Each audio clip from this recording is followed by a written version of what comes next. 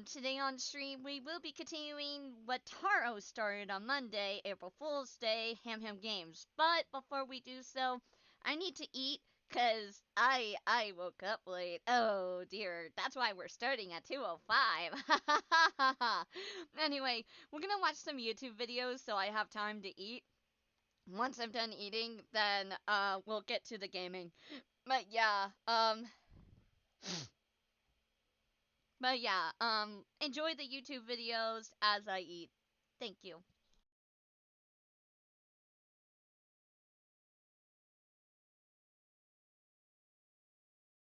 I forgot to unmute the video. Oh, whoops. Hello, Internet. I'm your new host, Tomito Pet. I can't wait to show you all the new features. I just need you to do one tiny thing for me. Hit that subscribe button. It will allow me to get the most out of all these wonderful features. Thank you so much. We are going to have so much fun together. Everlasting fun. Hello, Internet. Welcome to Game Theory, the show that's downloaded too many viruses in the name of content. Dear theorists, do you remember those weird desktop assistants we used to have back in the early 2000s? Like Rover or Clippy? Who am I kidding? Of course you don't. That was 24 years ago. Basically ancient history in internet years. Oh no, I'm old, aren't I? But man, these things were weird. They were these little animated characters that would hang out on your desktop and were designed to make your newfangled computer seem a little less intimidating. They talked to you, help you sort files, and they'd even sass you when you spelled something wrong. Yes, Clippy, I know ban isn't a real word. I don't like it either. Let me do my job! But the most iconic for me was the infamous Bonzi Buddy. Once installed, a small purple gorilla would appear on your screen and tell jokes, sing songs, and he would also manage your downloads. And if you couldn't hear those quotation marks, by manage, I mean it would secretly download software onto your computer and then upload data to the developer's servers. Turns out, this thing was nothing more than a glorified piece of spyware. And so, it was shut down by the FTC in 2004. After that, the world was safe from purplish malware icons. That was until 2023, when we were all cursed with a brand new desktop assistant, Kinito Pet. Okay, so Kinito Pet isn't actually a desktop assistant. It's a game, hence, game theory. But it is riffing off those old school 2000s desktop assistants. When you first boot up Kinito Pet, you're taken to your own desktop, or at least a version of your desktop if it was from the early 2000s. There's all the classics: email, Minesweeper, even 3D pinball. What's the 3D pinball though? Oh my gosh, this brings back memories. Yes! Oh man, immediately hitting me in the nostalgia. Oh, I've missed those sounds. Why don't we have this anymore on our computer? But when you open the internet, things start to take a turn. Oh, the stream has been corrupted. Oh no! Kinito Pet! Oh. Oh, do you want a friend? You're flooded with ads, your computer crashes, and when it reloads, you're already on your way to downloading your new axolotl assistant, Kinito Pet. When it hatches, yes, this thing hatches from an egg, Kinito acts like most classic desktop assistants, asking some basic questions, helping you with your tasks, and giving you some fun games to play. He even closes weird emails full of gibberish that would distract you from having fun. How helpful. We spent some time decorating a room, washing some floors, painting a wall, and dragging a dead body across the screen. That's weird. And I just cleaned that floor too. Kinito just sweeps this under the rug and continues to ask us more and more personal questions. But the game begins to glitch out and Kinito will suddenly select two Steam friends, asking which one you'd rather kill. At this point, I'm kind of starting to miss Bonzi Buddy. Oh, hey look, it's me. Oh, I have to choose between Lee and Tom? Film theory versus game Oh, theory. film theory, game theory. Who am I killing off? Matt, what are you doing? Lee and I go way back. Don't you even think about it. Sorry, Tom. Matt, stop. Oh, jeez. That's awesome. That's such a good effect. Sorry, Tom.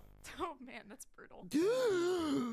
Oh, I'm okay. I'm alive. Whew. Good thing Buckshot Roulette taught me I could survive fatal gunshots with just a defibrillator. But man, not cool. We're gonna be having words when I'm done with this episode. But if you think it couldn't get any worse, after you've unceremoniously killed one of your friends, Kinito decides to dox you. It seems like you made a mistake Yeah, I when don't filling think so, out dude. your address. But don't worry, and I will just correct it for you. What are you talking? Whoa, Bro, no. what are you doing? Oh, this is not good! And then you are welcomed into a brand new world that Kinito has made for you, using all the That's why I kind of refuse to play this game, because fuck that noise. Like, you can activate a streamer mode, apparently, to help make sure when you're streaming it, it doesn't do that. But yeah, no, fuck that noise. I'm not touching this game. I'll watch a theory about it. I'm not touching this game. Fuck that. questions you've answered. Are you kidding me? That is not okay. That was a joke. Get out of here.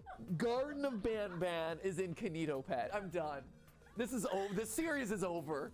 We're done, Kanito Pet. And then Kanito will ask you one final question. Will you stay in this paradise with him forever? If you say yes, Kanito will trail off, dreaming of how wonderful things will be. If you say no, Kanito will get mad, and he'll tell you it wasn't really a choice anyway. Either way, he ends up singing a very Portal-esque song with lyrics like, "Beyond the screen, you cannot leave. Inside my code, you'll always be." It appears that you are now trapped inside this computer with Kanito. Fortunately, the story's not over, because just before the game ends, you have a chance to click on every object in the house that Kanito has made. Usually it's just some fun flavor text about your choices, but outside there's a fountain that reveals a secret message in the game's window title. It's too late for you, but you can start again. The fountain is the key. Between that, the weird emails, and that body bag we dragged earlier, I have a sneaking suspicion that there's an ARG hiding in this thing. And lo and behold, I was right. But to figure out what's going on and stop Kanito, we need to take that advice and restart the game. So hide your personal data, friends, because we are diving into the code of this adorable ARG monster. I think we should probably start with the dead body we dragged across the floor earlier. Like, what was that? On the surface, it's just really confusing. But now that I have my ARG hat on, I realize there's a lot of blink and you'll miss it moments. While cleaning Sam the Sea and enemy's house, there's a chance for the screen to cut away and reveal a mysterious black figure standing in a pool of blood with bloody red text on the walls. This text is incredibly hard to make out. Even in 4K, it's just a blurry mess. The best I could figure out was, am I even him? Who is him? Kanito Pet? Before I even had a chance to really think about it though, we get another glitched image of Sam himself telling us it's all your fault. What? What's my fault? What did I do? Oh, yeah. That. Luckily though, the body bag doesn't appear to be ours. During the next minigame with Jade the Jellyfish, we are tasked with building specific items on her conveyor belt. Why she has industrial equipment in her private home is beyond me, but it doesn't really matter because she just begins to glitch out as well. And then we see this screen. I'm back here again, aren't I? I really didn't mean for any of this. It's all my fault. So, there's a conversation happening inside our computer between these entities. Someone, or something, is responsible for what is presumably a murder. But how? And more importantly, why? Well, the answers lie in that email I mentioned earlier. You remember, the one that was full of gibberish that Kanito closed so that we weren't distracted. The subject line is, "It's not too late," which matches exactly with what we saw in the fountain at the end of our first playthrough. It's the same person trying to guide us, and so we need to figure out what this email says if we have any chance of solving this thing. And if you think closing an app is going to stop me, you've clearly never met a theorist. I was able to use a magical tool known as OBS to record this moment and see what the email had in store for me. Now, initially, I tried to Ooh, OBS.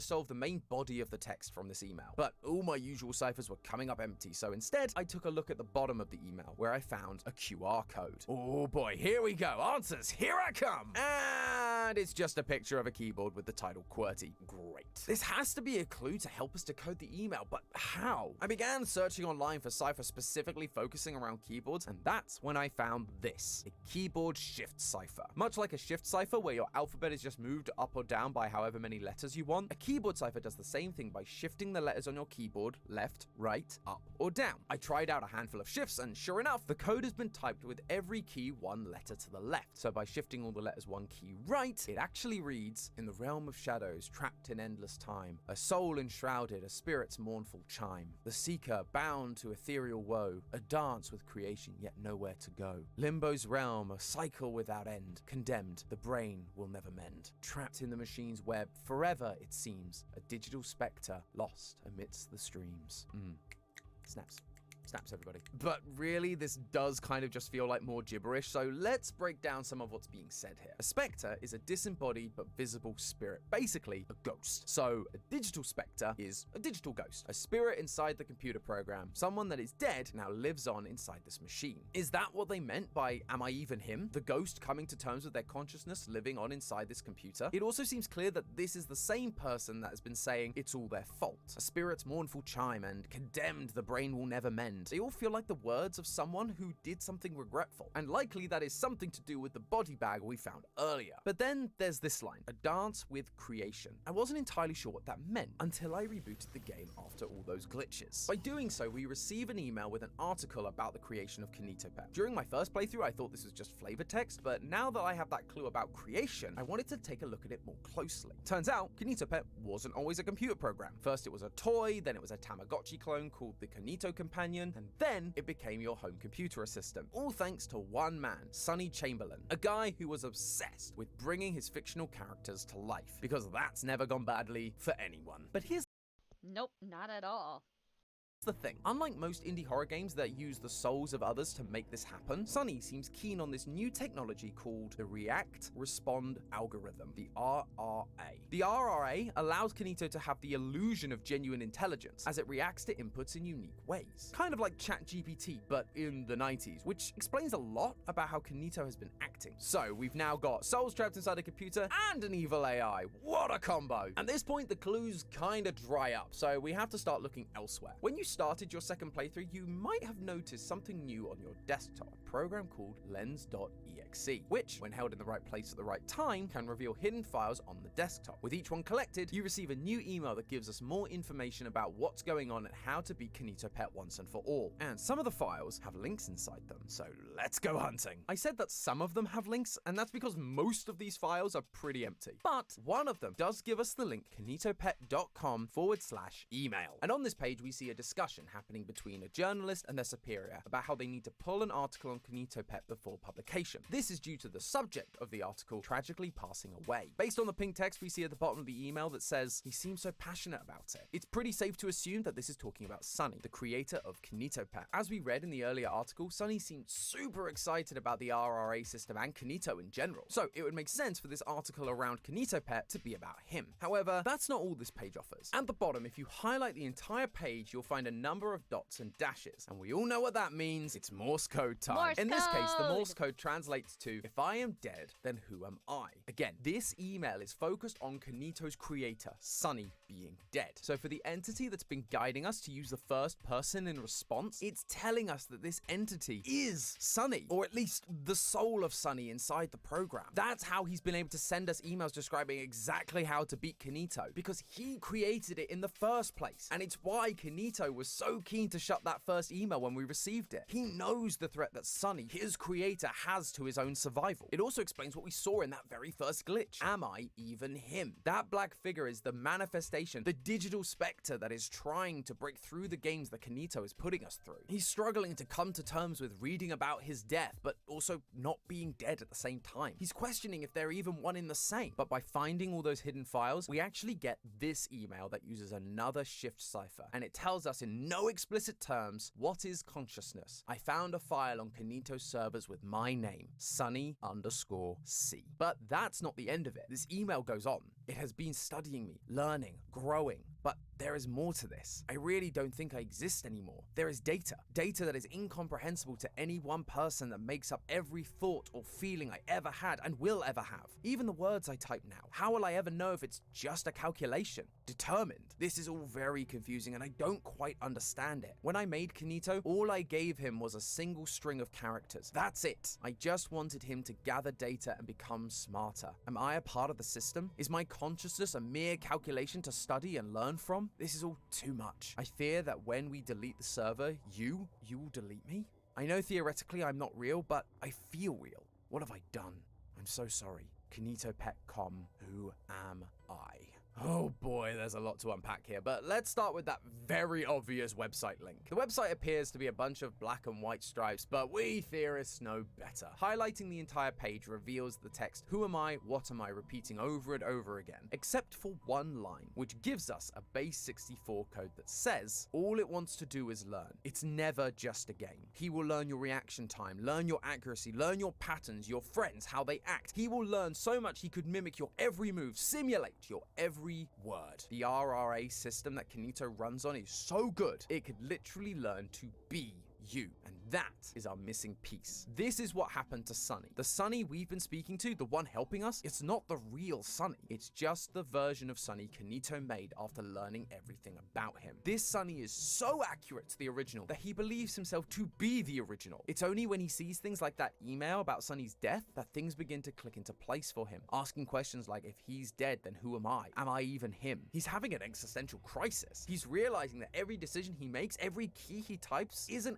actually him, but the code he's been built upon. Unfortunately for Kanito Pet, by creating a perfect simulation of Sunny, he's also built someone with the same hatred and disdain, not just for themselves, but for Kanito, which means he's going to act just like the real Sunny would and destroy his own creation, even if it means sacrificing himself. Using Sunny's more straightforward emails, we learn that there's a secret place that we can decrypt the files. To get to it, we have to remember what Sunny told us. The fountain is the key. Click the fountain that's in the middle of the map a bunch of times, and it'll take you to this weird, dark area. If you take all of your encrypted files and you just dump them in the water, you'll suddenly have 5 decrypted files. The most interesting being the credentials file, which reads Sunny_C, the file that Sunny found himself earlier in this investigation. These are Sunny's permissions, and with them, we can do the one thing we've wanted to do since we got Kanito Pet stuck on our computer: remove him. The final email you get from collecting the files tells you to use the command delete all when Kanito Pet opens up the command prompt. Only then will the game ask you for your credentials. You can drop in your decrypted files and start deleting everything.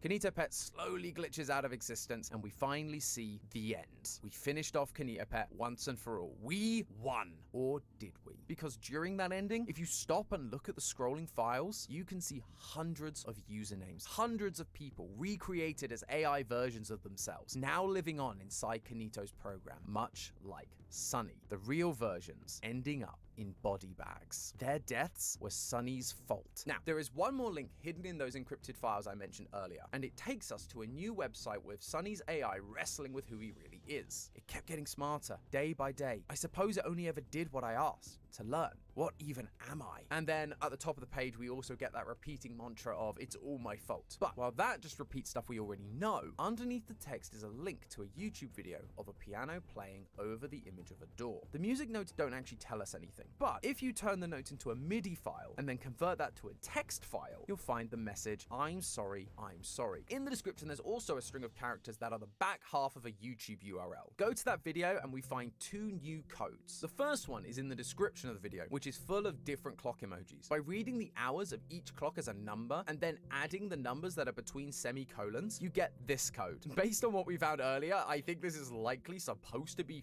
fountain is the key, but I guess there was a clock emoji that got missed. The second code is the one we see on the screen, which is much harder to decipher. Fortunately, it's also been typed into the subtitles. Clearly, we need a cipher for this, but what kind? I tried all the ones that we've been using, like the keyboard shift cipher or base 64, nothing. I tried some of my usual ones, they didn't work, and so what I was left with was the potential for a veneer cipher. But for that, we'd need a key. Wait a minute, a key. Fountain! Fountain is the key! And like that, bam! We've got ourselves a new code. To understand the past, one must look their memories, turn the clocks back. And then there's this other string of code, which if you translate it using a keyboard shift cipher, tells you change the computer dates. Clearly, we've got to change the computer date, but what are the dates? I'll be honest, this part is not super scientific. From what I could find online, people were just brute forcing the answers, but I also couldn't figure out how to do it, so here are the dates because it's important for us to know. If you change the date to 1993, on your home screen, you will see a Kanito plush. If you change it to a date between 1994 and 1997, you'll get the first Kanito companion. And if you change it to 1998, you will find a broken Kanito companion. And if you look at the window title for that image, it says time for something bigger and better. This is a timeline of Kanito products, which implies that 1998 was the end of the Kanito companion and the creation of the Kanito Pet software. We also know that 1999 was the year that Sunny died, thanks to those emails from earlier, which means there is a bit of time where the software was out in the world while Sunny was still alive. During that time, he saw people dying thanks to what he created, being replaced by AI versions of themselves within Kanito's programming. That guilt weighed heavy on his conscience, and so a year after Kanito Pet's creation, he ended his own life, as shown by the dangling Sam image we sometimes get when opening up the game. But remember, all these AI versions of people, they believe themselves to be the genuine article, just like Sunny did until his realization. And even then, he still believed himself to be very much real, which raises an interesting point. By winning the game and stopping Kanito from copying more people, are we also killing them? Is it a mercy sparing them from this glitchy 90s low poly hell, or are we ending lives that weren't all that bad? Maybe some of those consciousnesses enjoyed it. If they feel real and exist, does deleting them amount to murder? And this isn't a fictional argument either. AI technology is growing at an alarming rate, and so these kinds of discussions are starting to be brought up more and more. Now, I don't think we have the answers here. This is just a silly YouTube show at the end of the day. But I do do think Kanito Pet is smart for raising awareness of the discussion in the classic fashion of making it scary, but also getting you to think more deeply about it. It means that people pay attention, and maybe when the time does come for these discussions to happen for real, we'll be ready for it. That or Skynet will happen and we'll see Kanito Pet at the front leading the charge. But hey, that's just a theory. A game theory. Thanks for watching. And if you want to watch the hilarity of someone going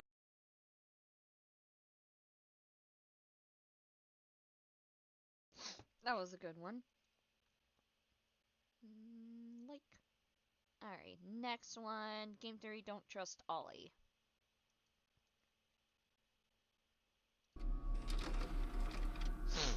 Greetings, theorist, and welcome to your first day here at Game Theory.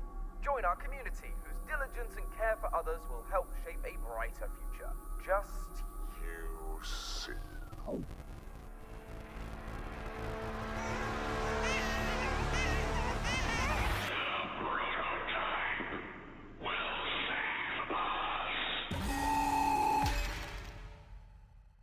Hello, Internet! Welcome to Game Theory, the show that might be a little late to the Poppy Party, but hey, so are mob games, so fair is fair. Now, I'm sure you're probably wondering why MatPat suddenly sounds British, so let me introduce myself. I'm Tom. I'm from England. I'm allergic to apples. I want to be Dorko at axe throwing.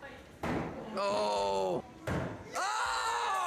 And this is my very first episode as the host of Game Theory. That being said, this is far from the first Game Theory I've ever worked on. I hadn't actually done the math until writing this episode, but it turns out I've written around 140 theories over the last 3 years working here, which is wild. And I've covered so many different topics too. ARGs like Welcome Home, science and math episodes like Tom Nook is a Crook and Markiplier's Perfect Pokemon, which was fun, if not a little weird. And of course, I've written my fair share of indie horror lore for franchises like FNAF, Cooking Companions, and the topic for today's episode, Poppy Playtime. In fact, I've been working on Poppy Theory since the very first video back in 2021. Yeah, much like Matt has been around since the very beginning of FNAF, I have been around since the very beginning of Poppy. I was there analyzing every game, every spin-off, every trailer, trying my best to solve what the heck was going on in this abandoned factory. Now, over 2.5 years later, we've finally gotten to dive into Chapter 3 Deep Sleep, and oh boy, this was a massive step up. The different enemy encounters, a much longer playtime, and the scare factor was turned up to 11.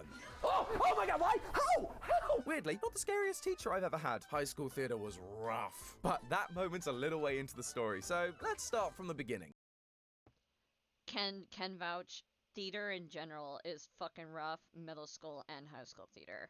Fucking teacher playing favorites. That's all you need to know.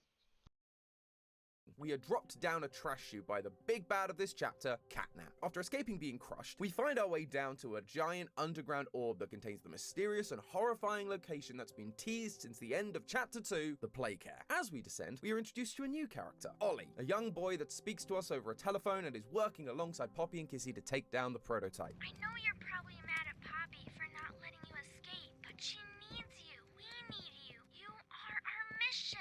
Together, we can save a lot of people. And by the way, my name is Ollie. Nice to meet you. Together, we solve some puzzles, have a few hallucinations, and encounter the terrifying Miss Delight and her good friend Barb.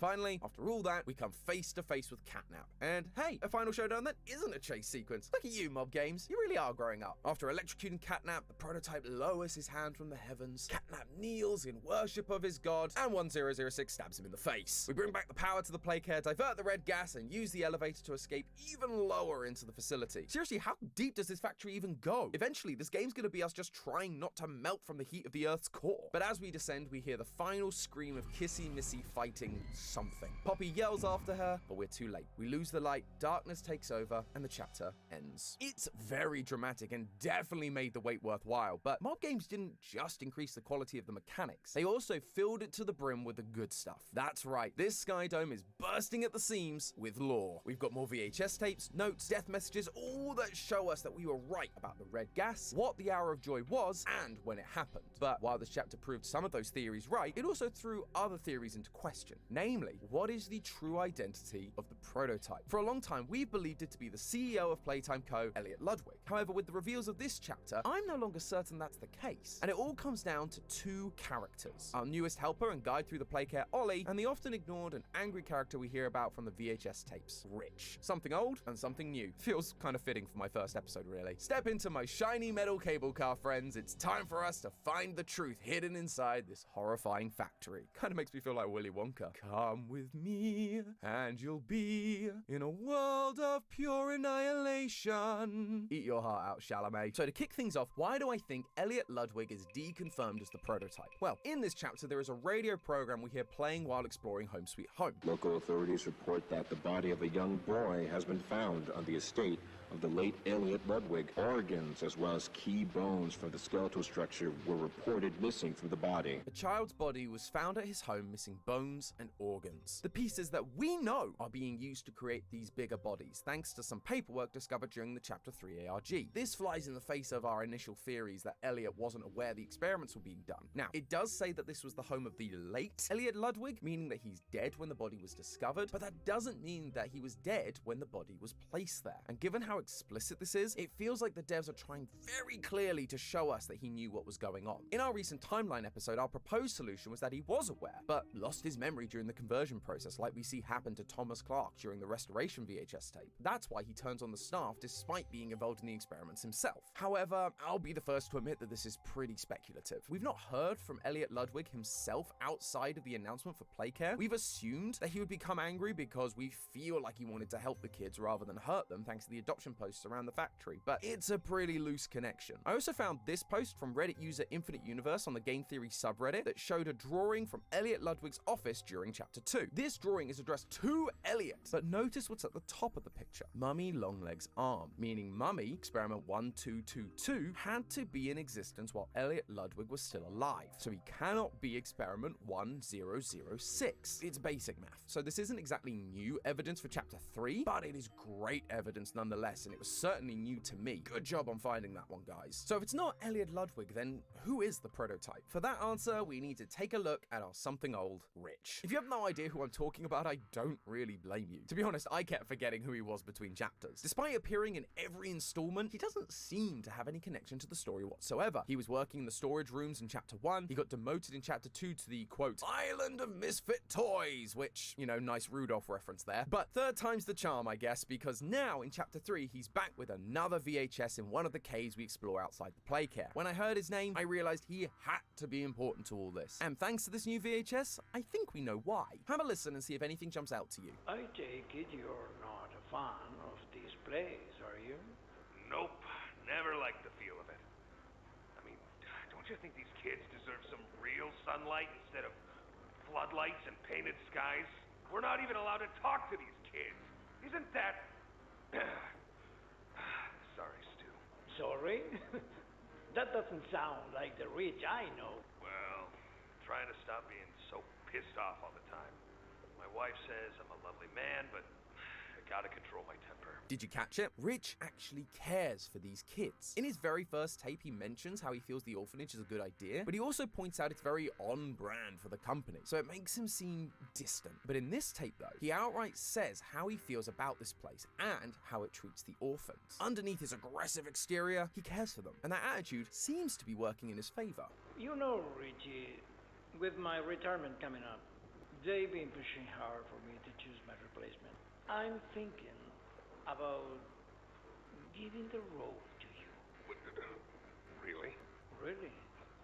Nothing official yet, but I think there's a decent guy beneath all that graft. He's getting promoted. It's unclear to what position, but we do know that the higher up in this company you get, the more you begin to learn about the true nature of things. It's the executives at the company that are running the Bigger Bodies initiative, and so there's a chance that dear old Rich here got promoted and was clued into what was going on. And given his love for these kids, I have a feeling that wouldn't sit too well. This puts Rich in an interesting position as it primes him to potentially be the true identity of either the prototype or the player themselves. We know the player player as an ex-employee thanks to the descriptions from Chapter 1. The player was recognized by both Mummy and Mr. Light, meaning he had access to both the game station and the playcare, areas that were only really operated by staff members involved in the experiments. Plus, when we looked at the slides of the executive staff members in Chapter 2, one of them was conveniently missing a name, likely so he couldn't figure out who we were. If Rich is getting promoted, there's a chance he was given access to these facilities and continued to climb the ladder to be an important part of the team. So much so that he was informed of the experiments they had been doing, which would have horrified him and likely led him to quit, only to return years later. The problem is, the letters that fell off the sign of the executive slides don't spell Rich, or Richard, or anything that would point towards him being an executive. The tapes also show Rich to be an aggressive type who isn't afraid to speak his mind. For him to miss the hour of joy, he would have had to just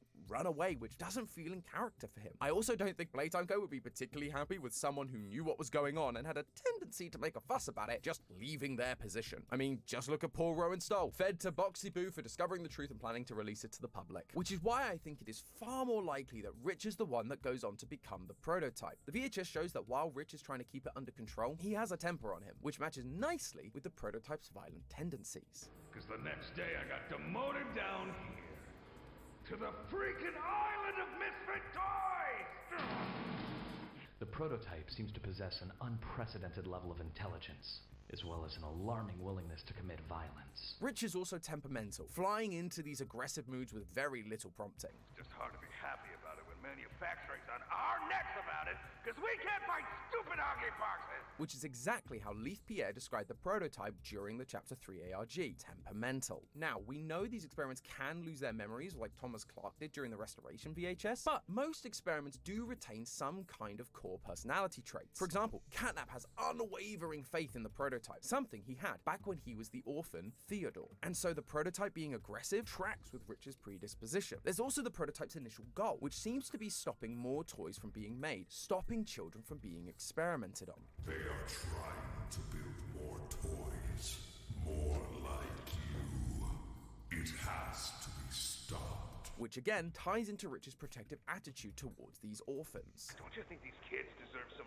real sunlight instead of floodlights and painted skies? But once again, that's all interpretation. Mapping one character's emotions onto another isn't exactly solid proof. However, there is one more piece of evidence that I think ties Rich to the prototype in a pretty undeniable way. Outside the Playcare Dome, we can find Catnap worshipping the prototype at a shrine that's built using scrap metal and toy parts. But what's interesting about it is this part right at the front, a human skeleton, acting as the head of this abomination. But it's not just any skeleton either. This skeleton is wearing a hard hat. I know, that seems like a really random detail, but think back to all the tapes we found of Rich so far. Each one has been found in the location that Rich was working in. Chapter 1 was the storage room, Chapter 2 was the rejected toy room, and in Chapter 3 we find his tape inside the cave next to toolboxes, construction platforms, and builder's lights. Rich was working in construction, likely after being demoted again from the rejected toy department. Now, I'm not saying that this skeleton is Rich. Instead, I'm saying that much like this shrine is symbolically showing us the prototype and how it's made of lots of toys, this skeleton is symbolically trying to tell us that Rich, a construction worker, is the human inside the prototype. A man who was angry at the company for destroying the lives of these innocent children, and so given the opportunity, took revenge. It also lines up pretty well from a timeline perspective. It might be easy to think that if Rich became the prototype, he couldn't be angry at the company or their experiments, as the children weren't turned into toys until after the prototype was made. But that isn't necessarily the case. Remember, the prototype is experiment 1006, and in Elliot Ludwig's office, there's a note talking about the experiment using poppy gel to revive dead rats. It's the one that has the line about using larger subjects, i.e. children. This test was labeled 814, almost 200 experiments before the prototype came into existence, meaning there were 200 failed experiments before they found success. This is what Rich discovered, the plans to turn these kids into monsters. Maybe he even witnessed those 200 experiments fail, the lives of those orphans lost in the pursuit of science, innovation, and cheap labor. So he did what he always did. He complained. He tried to get it shut down, but obviously it didn't work, and Playtime Co. did the only thing they could do to stop him going to the press. They used him as another test subject, helping to create the first successful experiment, 1006. And so he rallied the toys to help him take revenge on those who harmed them, promising them the one thing they'd longed for. That is a clip from the song Sleep Well by CG5, a song made in partnership with Mob Games and was posted to the official Mob Games YouTube channel. It is an absolute bop, but what's more important is the extra lore hints it gives us. The song shows the toys prior to the Hour of Joy, repeating over and over again that they want freedom. This was the reason for rebelling and causing the Hour of Joy. This is what the prototype was promising them, and as we know, they succeed. They kill off all the staff members, they have control of the factory, save the orphans, and yet, when we return, the toys are still here, still serving 1006. They never got their freedom, but why? Well, in the song, we do hear this repeated lyric, an artificial facade from a fraud of a god. And it makes way more sense when you check out the other version of this song that was released on the same day on CG5's channel. The song is exactly the same, but the video is different. It's set after the Hour of Joy, with a destroyed Playtime Co. factory, scratches, dust, and blood lining the walls. The toys are still singing about freedom even now, and so it feels like Mob Games spelling out that 1006, the only character we know that has been compared to a god, is a liar. And we can see this for ourselves in the Chapter 3 death screens. We've believed for a while that these death screens are not coming from just one person, but rather multiple. Most notably, however, any message with capital letters seems to be coming from 1006 himself. And in this game, one of them stood out to me. This research must stay buried. Nobody may leave. He was never going to let the toys leave the factory. Instead, he wants to keep everything locked away. And I get it. I'm not sure the world is going to be super accepting of a bunch of flesh-eating sentient toys. But more importantly, if all these experiments were done in the pursuit of cheap labor and eternal life, it wouldn't take long for others to try and do the same thing again, harming more children and causing more pain. The toys from Playtime wouldn't be safe either. They would become case zero in these new experiments, picked apart and tortured so they could figure out what makes them tick. It would mean more pain and suffering for those who've already suffered enough. As one of the death messages says, these souls deserve peace, which won't come to them if they are released into the outside world. But clearly they aren't at peace down in the factory either. Like the song shows, they're still begging for freedom all these years later. And now characters like Kissy Missy are helping us because they realize the freedom that 1006 promised them isn't coming. They're turning on him, they're restless, which then leads Catnap to tie up and torture anyone that loses faith, these so-called heretics like we see with Dog Day. However, it is Catnap who is blinded by his faith, because another death message reads, "Burn this place to the ground." Combining that with the message from earlier about keeping all the research buried, and I think we have a pretty strong idea of what the prototype is planning. He wants everything the company ever touched destroyed, be it the poor children that got turned into toys, or the executives at the company like us who performed these horrible experiments. All of them must burn along with this place. From his perspective, this is an act of mercy, at least for the toys. They will finally be put to rest. Finally, they will know peace. Which is why, while Catnap is suffering during Chapter 3's final boss fight, rather than helping him, the prototype kills him and drags him away. He stopped Catnap's suffering. But for those of us who did these horrible things, we need to see justice. And that is why we are here. We are the last senior employee that remains. We need to pay for our crimes to make sure that the horrors that happened in this place never happen again. But for that to work, he'd need to lure us here, to put us in dangerous scenarios we likely won't escape from. Something that stood out to me was the final tape we receive in this chapter, a tape from Harley Sawyer, the doctor, the one who started the Bigger Bodies Initiative, talking to 1006. There are a couple of key details in this tape, like the fact the prototype occasionally slips from singular pronouns to plurals. I possess. A question. You stick us. Beat us. Tear at flesh. Do you feel it? Which does make sense when you consider he's adding other toys to himself, making them part of him, like Mummy Longlegs told us. But the big takeaway for me was this last section. Regardless, I learn something new about you every day. Thank you. You thank me? Absolutely. I learn something new about you every day. 1006 has the ability to mimic voices, and specifically voices he's heard, rather than just voices of the people that are a part of him. That is the last thing they tell us about 1006 in this chapter. It's literally the parting words we get from these VHS tapes, which again tells me they're important to bear in mind when we look back at this chapter. And while I could make a joke about there being a robot that can mimic people down in the basement seeming a little bit familiar, I'm gonna hold off because it actually ties into another character I promised to talk about today, our new helper, Ollie. Ollie felt like a I think the only issue I have is, if 1006 wanted the factory to be burned down, why doesn't he just allow the player to get to where he wants him to get and then burn the factory down and then just trap the player inside So that way, absolutely everything is destroyed. I don't know, that's just something I noticed, but I don't know. It's an interesting theory so far, though.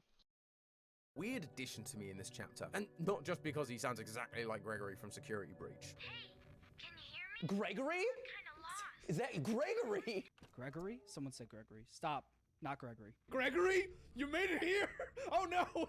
Who's this? Gregory? No. Check this out. Look at the two Gregory.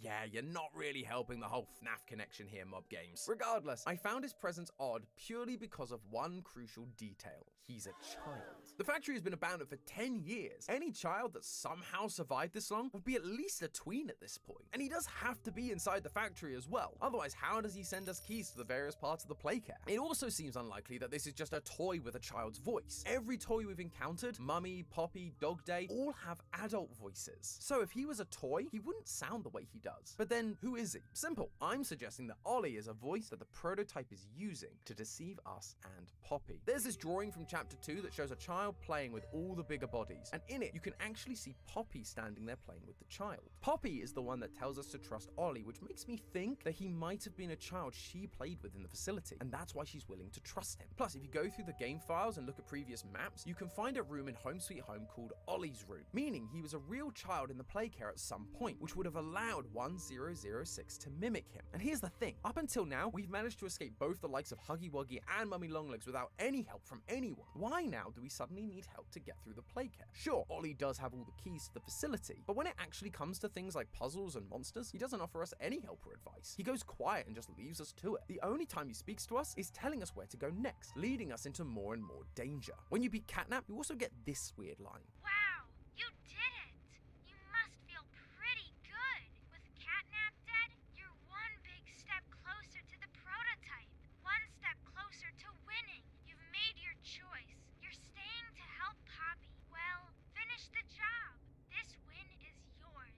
The words are technically correct, The best kind of correct. but the tone feels off, almost It does. sarcastic, especially that line, "You've made your choice." Like, my guy, I've been helping Poppy since the beginning. That hasn't changed. And also, I couldn't escape even if I wanted to. What I think this is a slipping of the mask. Ollie accidentally revealing his true self because he doesn't want us to win. He wants us dead. Now, he doesn't speak entirely in plurals, but as I mentioned earlier, neither does the prototype, especially when he's mimicking someone else. I learn something new about you every day. I learn something new about you every day.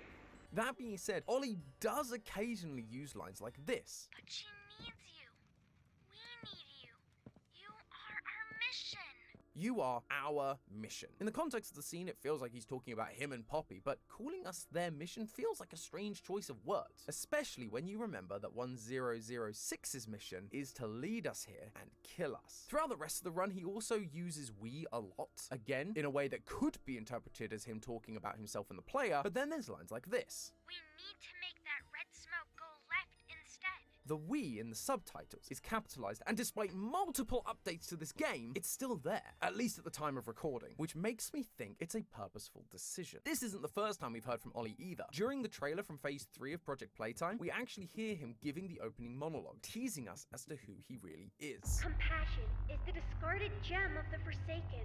Call me a Forsaken fool. If that's not him admitting he doesn't care about us and our freedom, I don't know what is. He has lost his compassion, just like Rich, the prototype, lost his compassion not only for his fellow staff members, but also for the children he wanted to protect. He will kill anyone that stands in his way, just like we hear happening to Kissy Missy at the end of the chapter. Him telling us that he is a wayward plaything cast aside and lost in the depths of abandonment is literally what happened to the prototype. He was just a plaything to Harley Sawyer, and then eventually cast aside into the depths of the facility once he finished serving his purpose. And remember when I said that 1006 speaks in capital letters? Well, in Project Playtime, the VHS tapes use the same capital letters, and its use of plurals seems to confirm that our theory that this is 1006 is right. We understand you desire answers. You wonder who we are. It was your doing that made us. And in Phase 2, we actually receive a gift from 1006. You may have noticed it. It is the phone, a telephone that will be oh so familiar to anyone that has played Chapter 3. Hey, can you hear me? The telephone, the monologue, the mimicking voices, it all points to our new friend Ollie actually being the prototype. A fake voice mimicked from a child he once knew to give us a false sense of security and allow us to be manipulated. All in the hopes of fulfilling his goal of burning down the company that has tortured so many people. But after all this time, the prototype, Rich, the once kind man who dared to stand up for what he believed in, he doesn't care who he hurts. You, Poppy, even the children he swore to protect. Their deaths are now just what it takes to see Playtime Co.'s legacy removed from the face of the earth. And so, if we want any chance of surviving the next chapter, we need to remember one thing. Don't trust Ollie. And also remember, that's just a theory. A game theory! Thanks for watching. And if you're hungry for more Poppy lore, well, have I got a video for you. Over on the left, you'll find the Poppy Playtime timeline that we did just before the release of Chapter 3. It's a little out of date in places, but I promise you it's a great video. If you want to learn a little bit more about me, you can always go... Okay.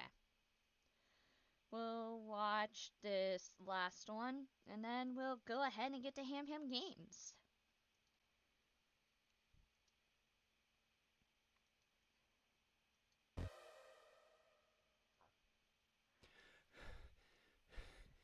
Really? Only 4 stars again? I've been playing all night. I've mastered the choreography, memorized the song beat by beat, note by note. How am I not getting 5 stars on this? I will get it perfect this time. Just one more game. What's going on? What's happening to me? Stop! Stop!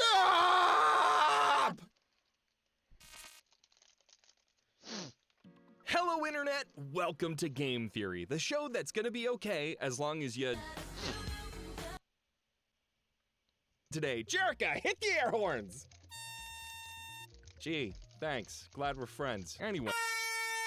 Today we're talking about a game that honestly I never thought we'd cover. But month after month after month, every time we went onto the Game Theorist subreddit, I would always see people asking for a Just Dance lore theory. How? How would that even work? I mean, the clue is in the name. You just dance. Sure, there have been a lot of entries in the series, and I'm sure they're chock full of little Easter eggs. But Easter eggs don't necessarily mean lore, unless you're Scott Coughlin. But then again, if a random mobile game like Merge Mansion can have deep hidden lore, then why can't a dancing party game? And that's when we discovered that the Just Dance developers have hired someone whose job title is, get this, Lore Master. Since Matt found out, he's been signing his emails as MattPat Founder, CEO, Lore Master, and Internet Dad. But if these guys have gone to the trouble of hiring a Lore Master, clearly there is lore to find. So hit me with your best shot, Just Dance. Let's see what you got for old Teen Theorist. If you don't know what I'm talking about, where have you been for the last 14 years? Are you okay? Do we need to call someone? Pretty sure everyone and their grandma has played this game at some kind of gathering or another. But regardless, Just Dance started out as a mini-game from Rayman Raving Rabbids TV Party, where you mirror the moves of the character you see on screen. The mini-game was such a hit that it birthed the entire motion-based multiplayer franchise we know today. Each game includes a collection of songs with their own choreography. One minute you're dancing and jiving to Dancing Queen, the next you're not talking about Bruno. You pretty much have a song for everyone on here. They even have YouTuber songs like Tom Ska's Beep Beep I'm a Sheep, which is a certified bop. But where's the love for classic Pokemon Masters Are Broke? Pokemon Masters are broke.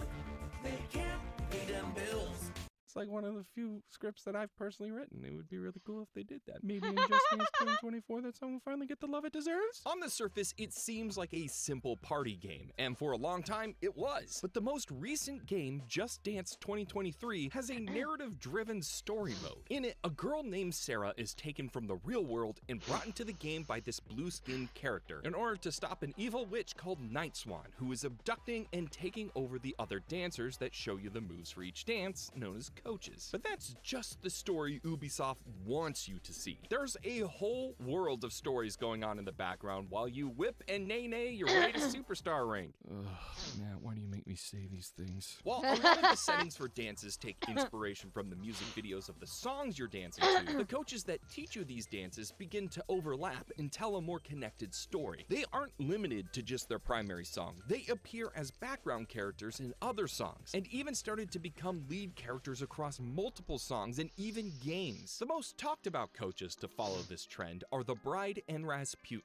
which people have decided should be shipped. Seriously, is there nothing the internet won't ship these days? Don't answer that. In the internet's defense, there is good reason for this particular ship. In the very first Just Dance game from 2009, a dance coach dressed as a bride dances to Katy Perry's Hot and Cold, which makes sense. The original music video did focus on Katy Perry dressed as a bride. In Just Dance 2019, we see this same bride dancing a duet to Maroon 5's Sugar with another Just Dance coach, the one for Just Dance 2's Rasputin. Given that the original music video is also of a wedding party, that would seem to imply that these two are a thing. Maybe this is just before the bride calls him out on his hot and cold tendencies. All of which culminates in Just Dance 2023, where the opening shot for Sweet But a Psycho is of a wedding cake with Rasputin and the bride as toppers. However, clearly things haven't gone well. The bride mimics Ava Max's streaky eyeliner like she's been crying while tearing down photos of them together, and Rasputin is nowhere to be seen. Poor bride, she's sweet but a psycho.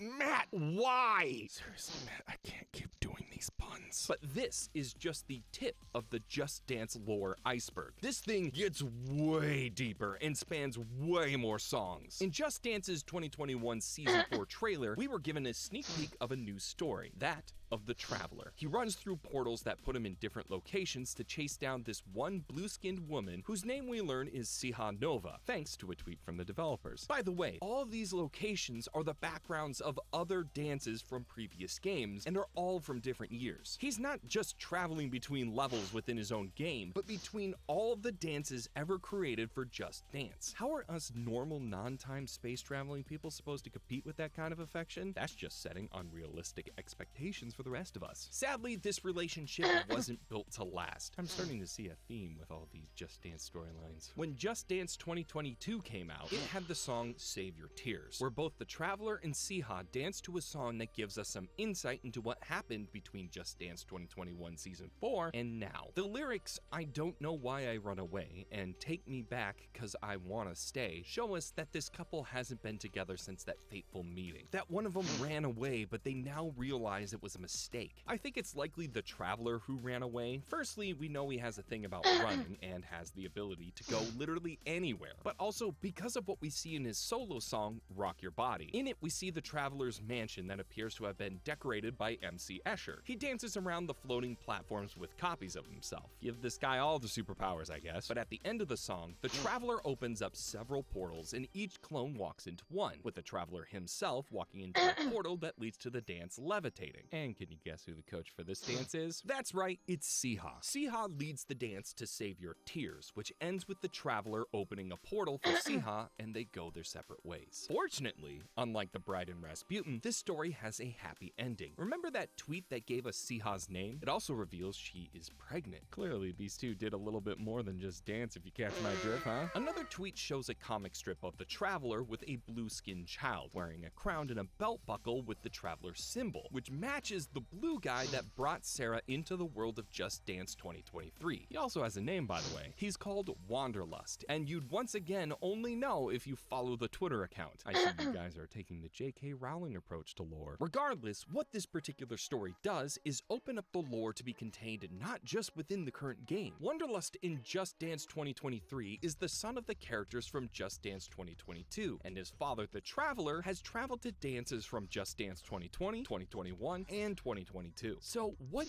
if there's a bigger story going on here? One that spans the entire franchise. So I picked up my Wiimote and got ready to feel my body burn, baby burn, as I danced the night away playing through all these different games. So let me tell you, it was worth it. The song that caught our attention was Toxic by Britney Spears from Just Dance 2023. Because, well, look at this dance. And now imagine Matt doing that dance. That's objectively funny. The coach is dressed as a flight attendant dancing her way through the plane, which is all pretty normal for this series, until the chorus kicks in and two guys in black suits aggressively approach the flight attendant, forcing her to dance fight back. I knew flight attendants were trained, but I didn't realize martial arts was part of the onboarding process. It turns out this is no ordinary flight attendant. The coach's name is Agent D, which I discovered from Twitter again. Could you imagine if all games did this? Lore would be so much easier to solve. Oh, sorry, something was caught in the back of my throat. I think it was Freddy. No, don't put that. No, don't put that in. I hear it now. Back to the story. Agent D continues to move through the plane, fights some bad guys, rescues the tied up pilot, flies off to the sunset. So basically everything you would expect from a dance game. This isn't a plane hijacking. This is a rescue mission. And while the story seems pretty tied up, unlike our pilot, it actually raises a lot of questions. Who does Agent D work for? Who do the guys in the suits work for? And why was the pilot tied up in the first place? Fortunately, the answer was staring me right in the face, thanks to our friend in hot pink, the pilot himself. The pilot is the coach for a song in Just Dance 2017, and I'm gonna slaughter this. Drogsta Dinte. It's the AKA Numa Numa. a Numa Numa song. I see you. The song itself is actually sung in Romanian, and so if you're able to move past the song's virality and memeability and actually translate it, you start to reveal some information about how the pilot may have landed himself in hot water tied up in the cockpit. The first line of the song's first verse, Alo, salu, sunte, hadu. I'm so sorry, but translated it says, hello, hello, it's me, an outlaw. And the Numa Numa A in the chorus literally translates to don't take me, don't take me. So wait, the pilot is an outlaw, and Agent D has just freed him from what looks like federal agents. Are the dance coaches the baddies? This just raises more questions. It turns out we play as criminals semi-regularly throughout the series. In Just Dance 4, 2 coaches are escaping prison in striped outfits in Everybody Needs Somebody. In Just Dance 2020, the song Policeman shows the coach getting harassed by a policeman, and then we have the classic Lady Gaga's Telephone in Just Dance 2023. Now, all of these once again mimic their music video counterparts, but it is interesting how often we hear and see coaches being harassed by law enforcement, and it's still not clear who is in the right. Are the coaches actually breaking the law, or are we in a Footloose style world where dancing is slowly becoming outlawed? It's hard to say. That is until this random little moment in the middle of Telephone. All the different Lady Gaga coaches from her different songs are all in a lineup, and the camera pans out for a brief moment behind the one-way class where a hand reaches out and points to the one in the center.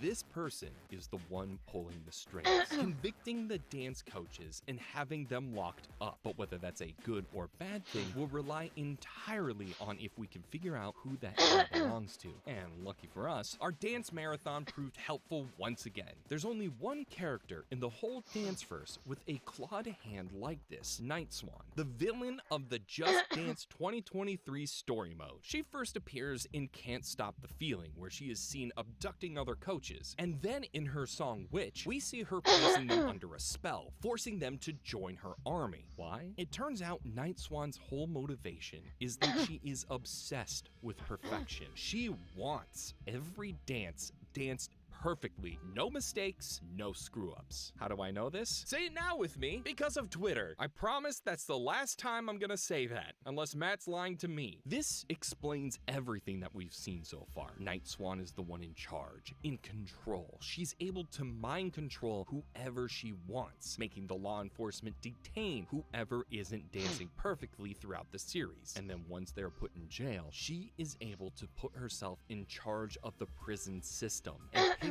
out her next set of victims. Which means that during Toxic, the guys in suits are working for Night Swan. They finally caught the outlaw pilot and are going to bring him back to Night Swan for conversion. That means Agent D isn't trying to take down the law. She's a freedom fighter trying to save those who Night Swan wishes to control to create her perfect world. All of this leading to a final showdown between Sarah and Night Swan, where Sarah frees the other coaches and Night Swan retreats defeated. Feels like a pretty happy ending, except Night Swan hasn't actually been defeated. 1. We all know if a character doesn't die, then the battle's not over. And these days, even if they do die, that doesn't mean much either. Thanks, Marvel. But also, let's think about her plan a little closer. Turning dancers into mindless drones that just dance more and more, getting perfect scores every time. Doesn't that sound familiar? It should, because that's exactly what we're doing by playing this game. The goal is to dance each dance as well as we can. The better we do, the more points we get. How many times have you lost your cool because you didn't get it just right? Or because your friend beat you in the dance, meaning you had to try again and again and again?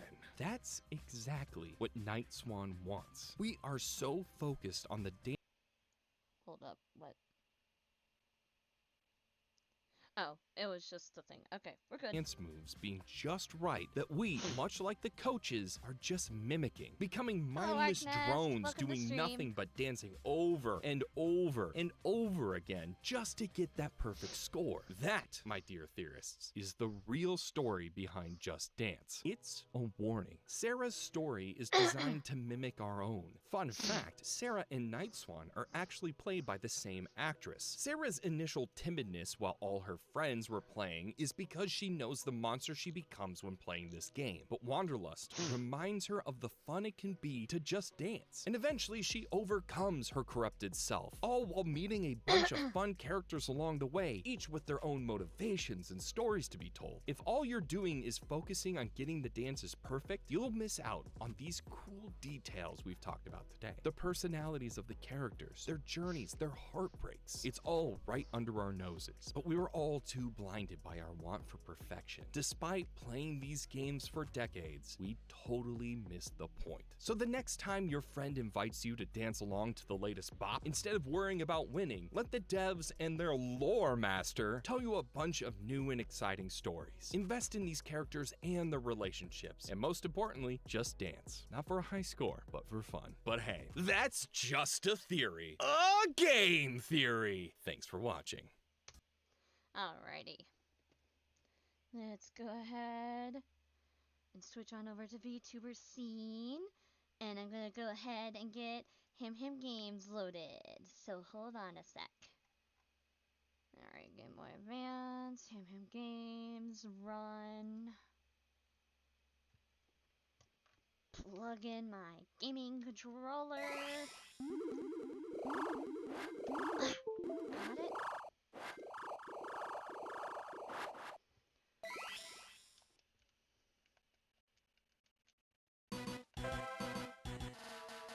Alrighty. Gaming.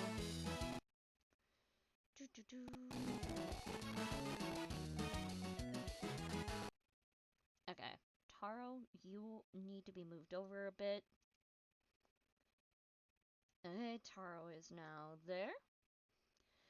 We're gonna edit the stream, so give me a second. Hamtaro. Him Games. Him Games. Update. Alrighty, that is updated. So on April Fool's Day, Taro decided to take over my stream and play Ham Games. So I'm gonna finish his playthrough for him. Archery has long been called the sport of royalty. I'll win! We tiny Jungarians won't be at a height disadvantage in archery. I'll win!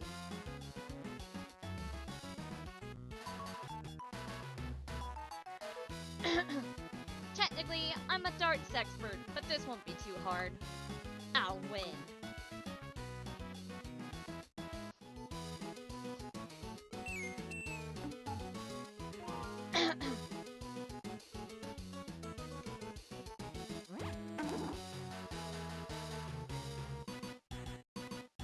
Hey, you know, I might not be biased, but the carrot pole looked awfully fun. Okay, you're annoying.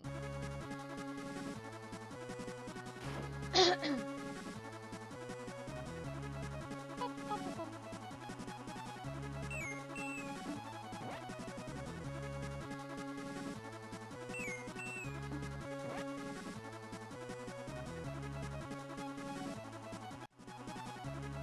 we go. Alrighty. Archery time.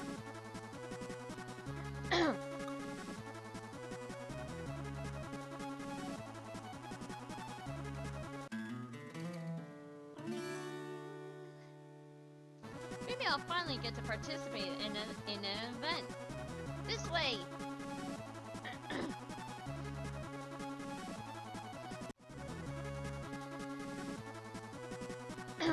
I've received a message of support from Howdy. He says I ought to shoot it straight over to you. You're right. Anyway, I'll read it later. That's right, Bijou. You won't be able to concentrate.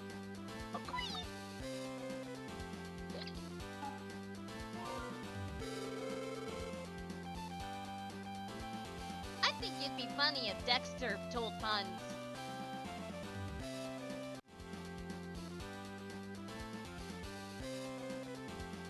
Well, howdy ho! Ready for a little archery, are you? Bijou! Easy.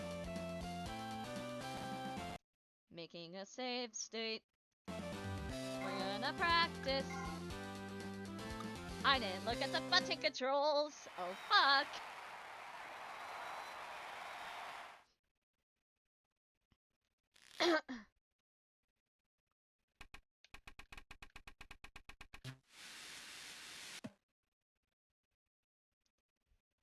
Nine.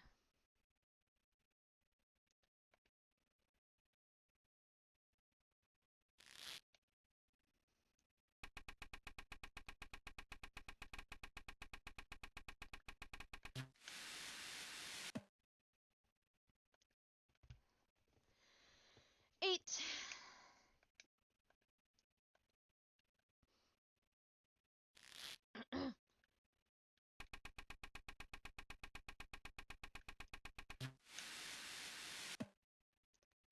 Eight again.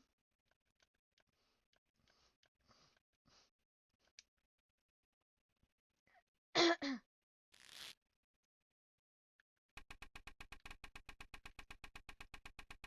my god, I hate this. No! Oof.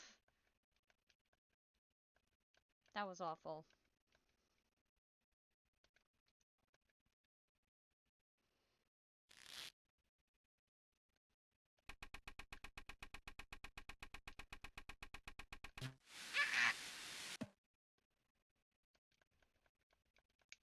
Bruh.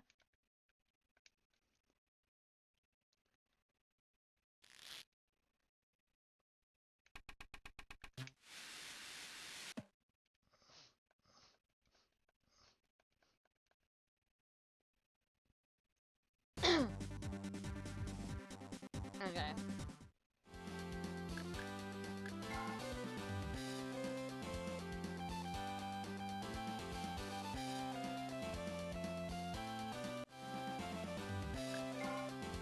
Yes.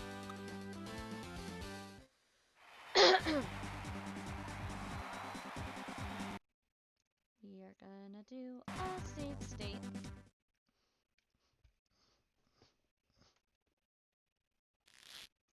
Ah!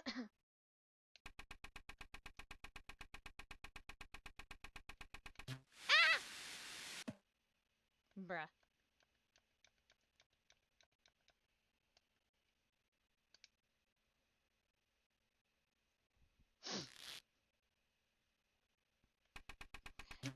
Go. Nice. 9.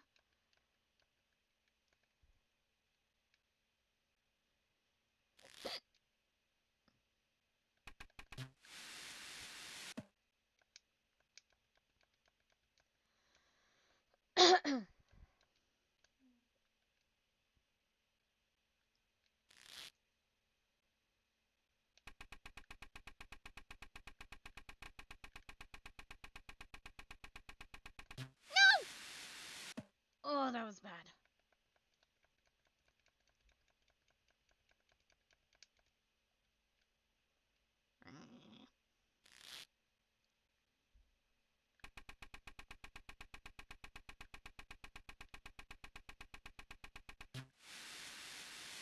Nice. That was a good shot.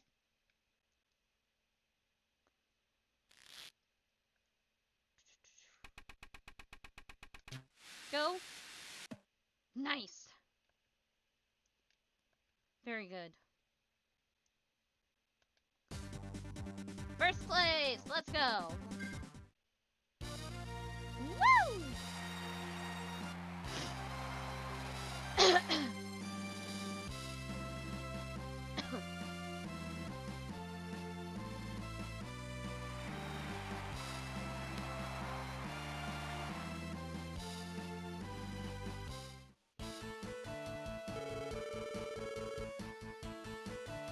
Hee hee, we won!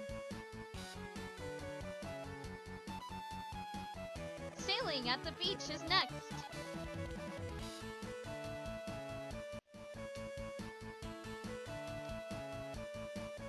Yeah! All we've got left is to clean up. Yeah! I'm taking a short break right now. Yeah! Let us help you clean up. Say Penelope. What? Huh?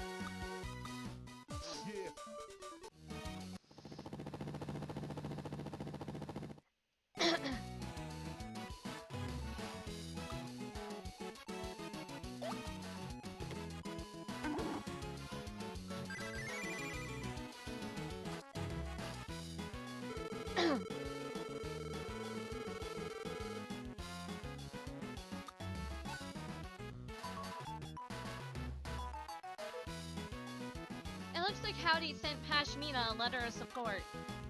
But he's probably written a bad pun on it. I almost read Howdy's letter. Good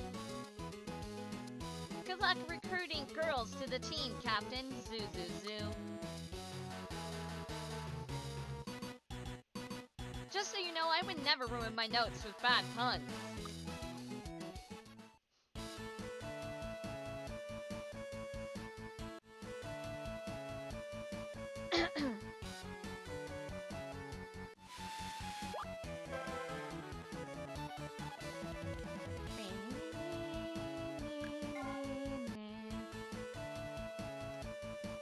It seems like Ivy and Rosie were up all night.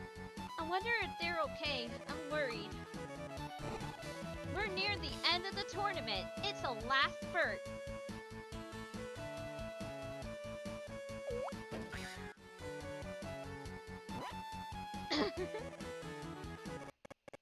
Hello, Bells. Welcome. And no worries. Just happy to have you here.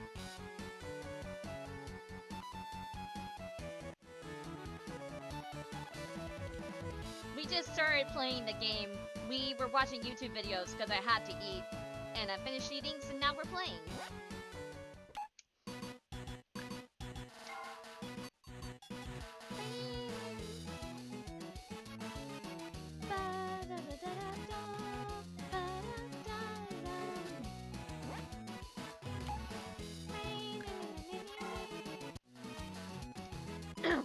For pirates, a ship is more than just a home. It's our life.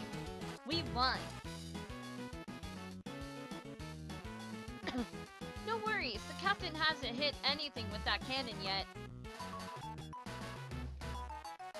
I hope the captain doesn't fire the cannon. My goodness.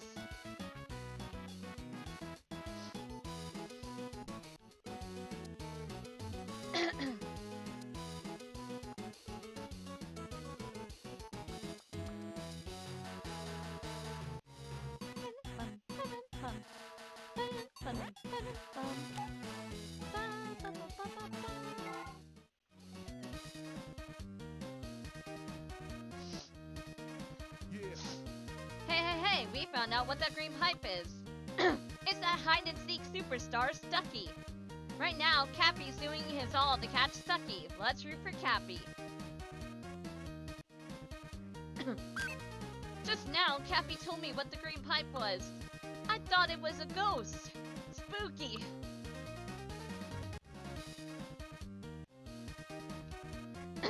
I'm ready to go to the beach now to get info on the sailing event. But I'd rather go there on vacation with that wildly handsome Ham. Ah, a vacation at a theme park. Sigh. But I can't. Famous celebrities don't have time to rest.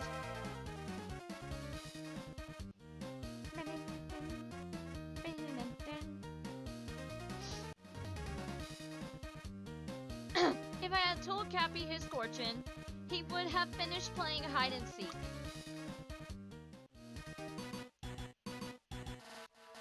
Bro, even I haven't found Stucky. Like, hello?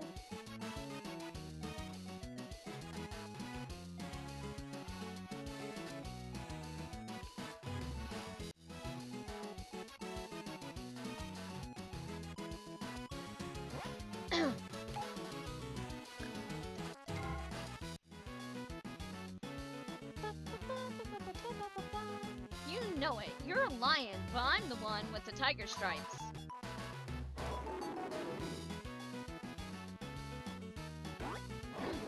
You ham-hams are a real tough bunch. And you look like a cute little bunny, but you're really grown up.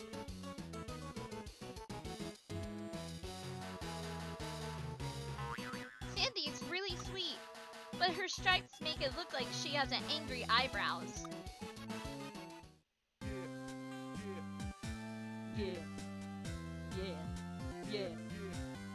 Yeah. I like imitating this one. Yeah. Yeah. Yeah. Yeah. Yeah. Yeah. Yeah. Yeah.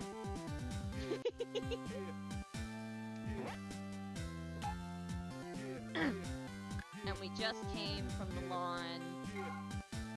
Yes, we just came from the lawn, so to the beach we go.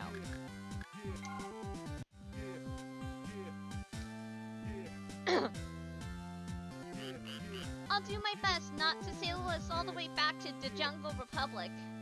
By the way, have you seen Mr. Moo Cow? I mean Oxnard? You wouldn't think it to look at us. But we were raised on an island.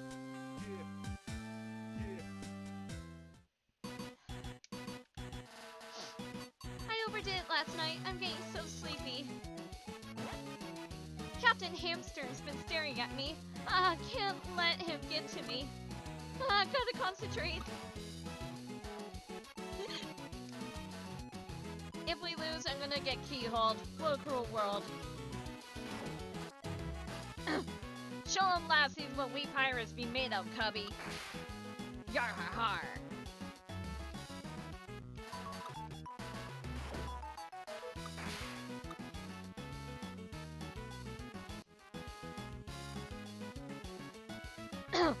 Hamtaro, Warts has been giving me really weird looks lately. Can't you do something about it? Oh, and Boss is getting prepared in the waiting room.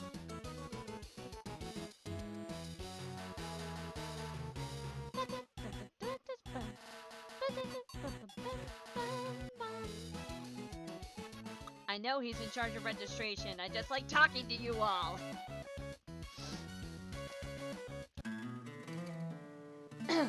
Sorry, my stomach was growling with hunger, but I'm glad I didn't come so late. Eat something, Bells! Food is important!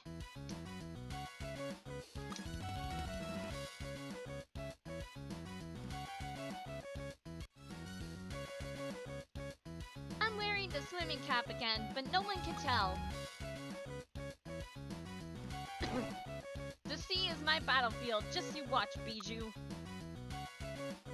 Pappas, Leslie, the sea looks really fun, but it's a dangerous place.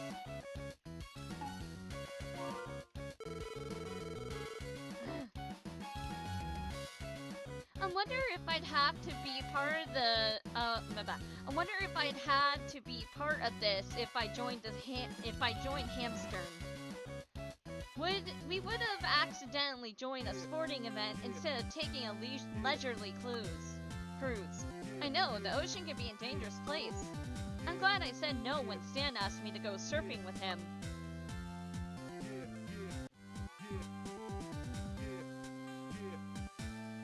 Howdy ho, it's time for sailing.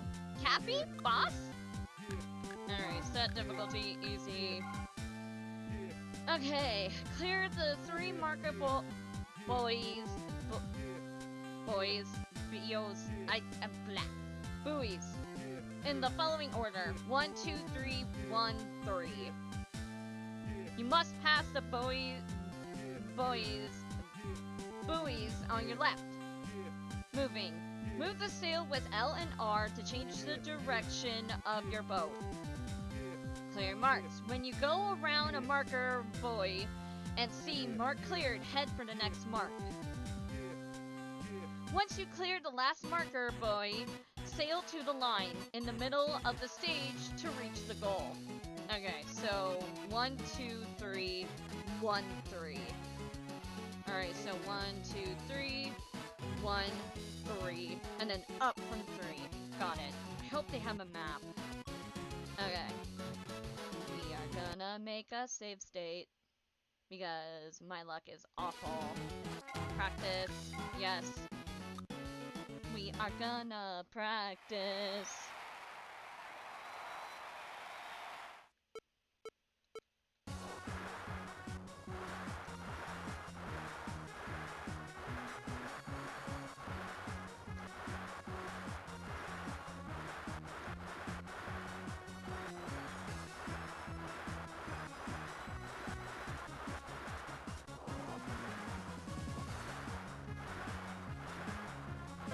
Mark cleared. Let's go.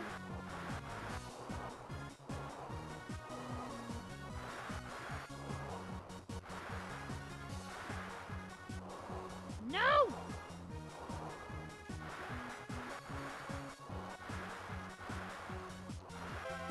Mark cleared.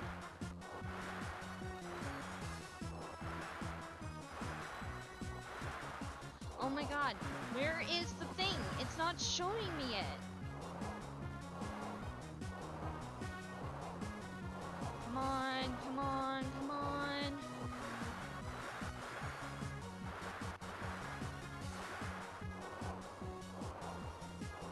I'm going the right way, so fuck it.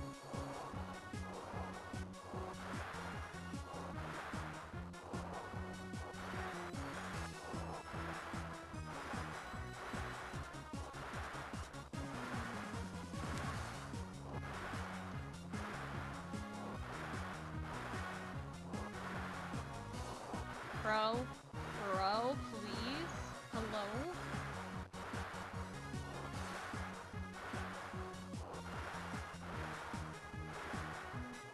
What? Where the fuck am I? Oh my god. Start over. Start over. Bro, I was getting lost! Ah! Okay, I think I'm the blue one.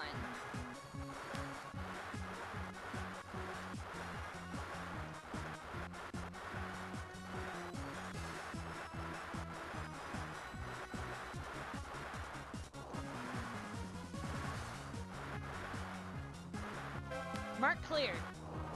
Okay, we're the blue arrow.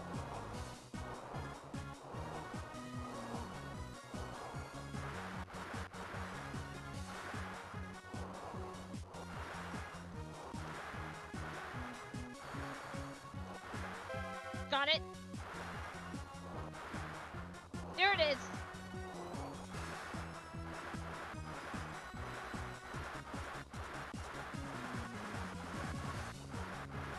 We are the blue arrow. Focus on the blue arrow.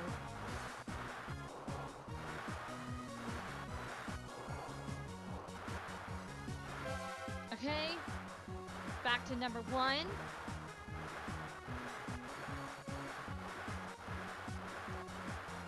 Here we go. There's the marker.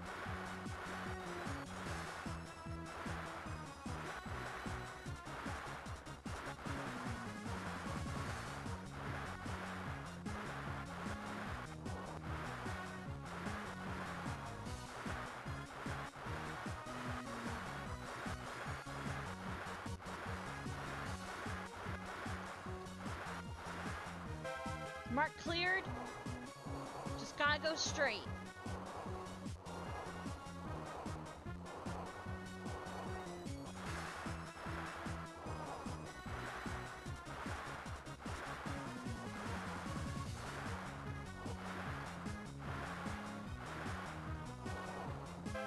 Mark cleared. To the finish line.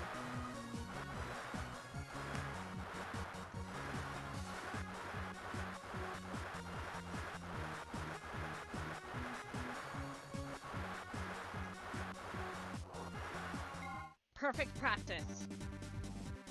Nice. Okay. We got this.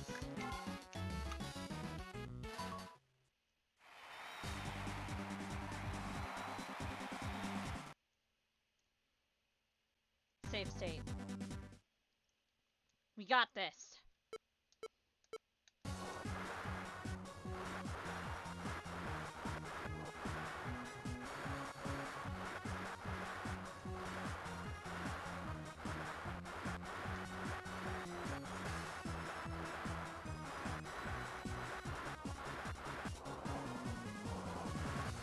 No!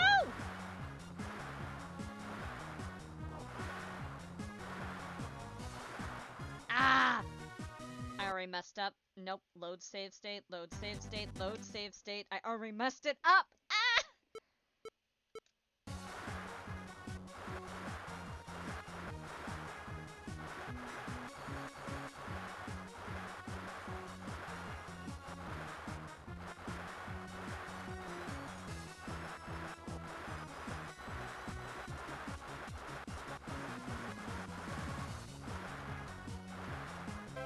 Go, go, go!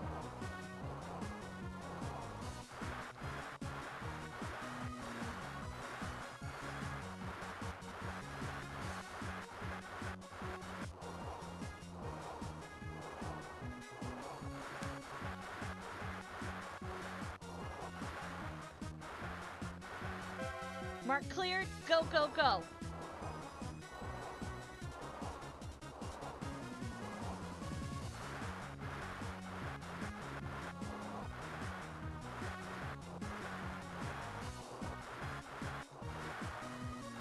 Mark cleared.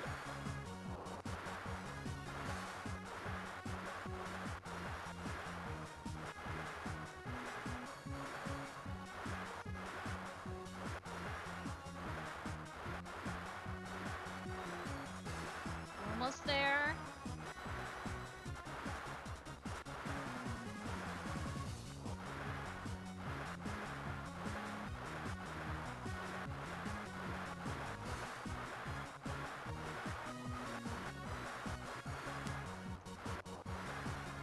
Mark cleared. One more.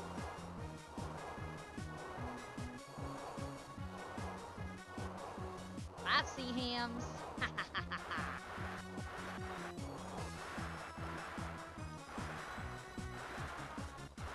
Mark cleared.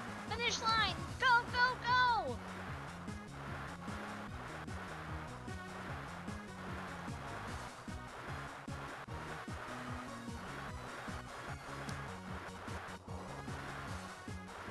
Yippee!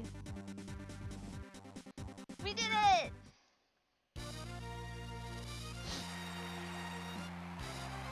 Bro, Team Did Jungle has not gotten like a single medal, I think. Like, holy shit.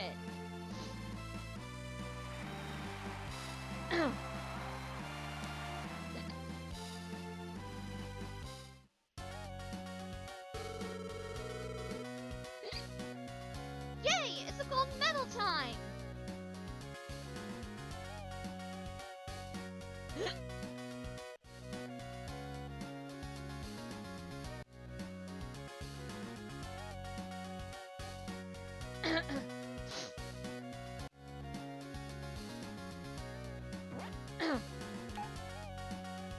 Okay, Ham Studios.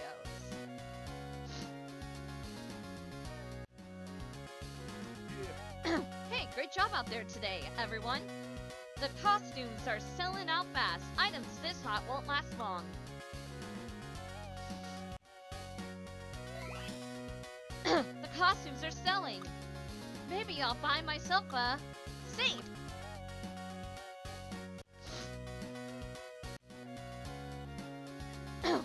Hey, cute girls across the country, I'm waiting for your fan mail. Stan, you're bugging Sparkle, and that camera's not even on. What?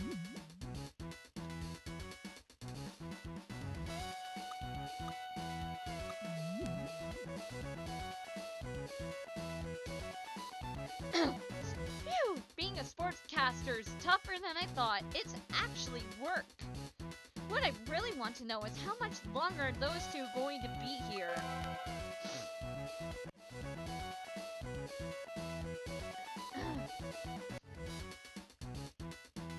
It feels like it's night all the time when you're stuck in this studio.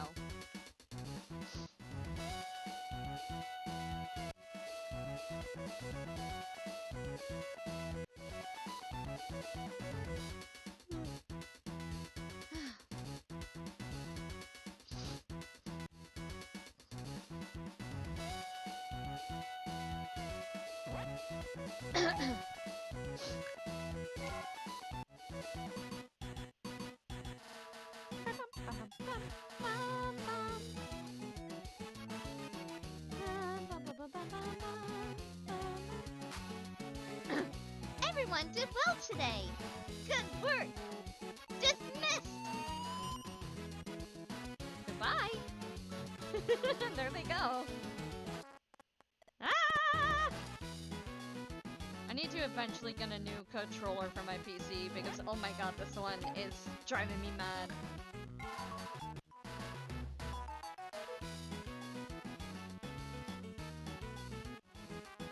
I need to look into what's a good wireless controller.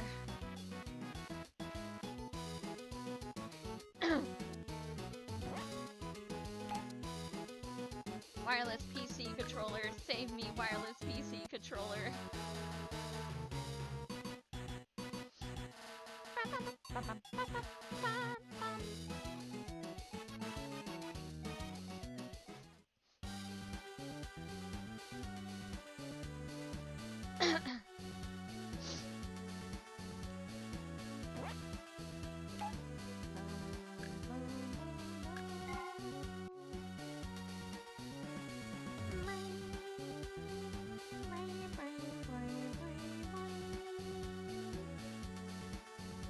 Alright, everybody's at Athletes Village.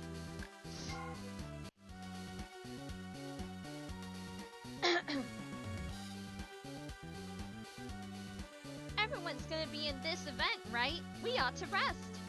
Yeah, we stayed up late last night. I was a little sleepy today, but I had a fun time.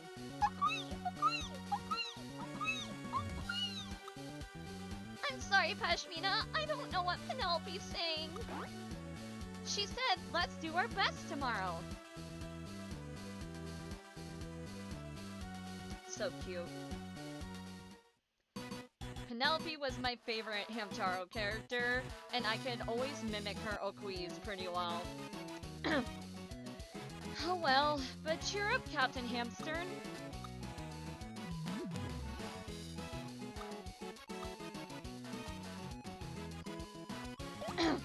We never leave our beloved prince alone. We're not ever going to become pirates. The Rainbow Girls won't ever leave Prince Bo's side.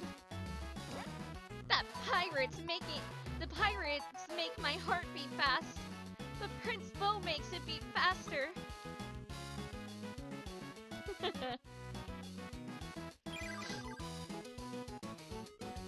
Now, where shall we go and play today? Lapis, you've been waiting for this since the afternoon.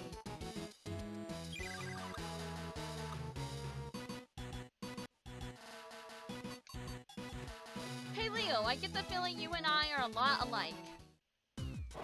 Yeah, I was thinking the same thing. We're like brothers. Stripes has the coolest goggles. Cappy's got style. I think goggles go best with this sort of costume. Say Oxnard, how's the baseball coming along?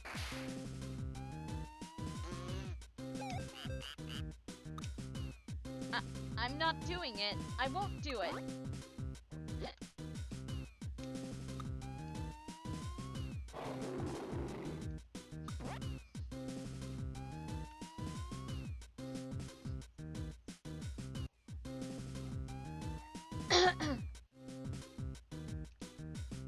Hey, Humberto, why don't you try to invite them too?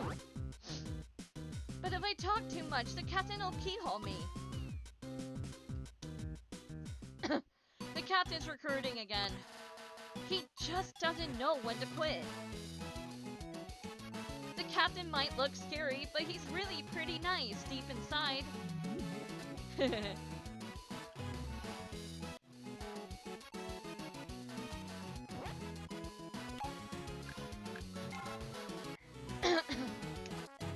Stop writing such strange letters, Howdy! You know how I'm working over at the registration desk? Well, I noticed that. Bijou always seems so nervous when she registers. So I thought I'd help her relax with a funny pun.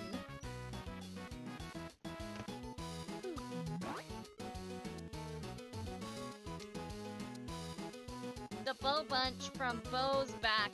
Zoo zoo zoo.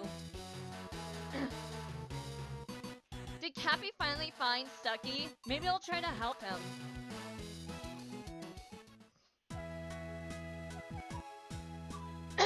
Today was fun, but once I finish my memos, I'm going to bed.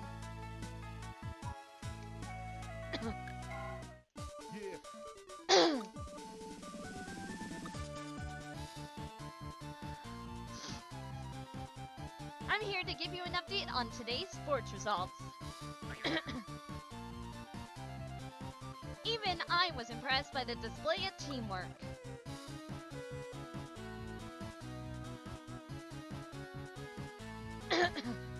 The team that showed us all the true meaning of teamwork was Team Ham Hams. Congratulations! And here are the results for the next sports event.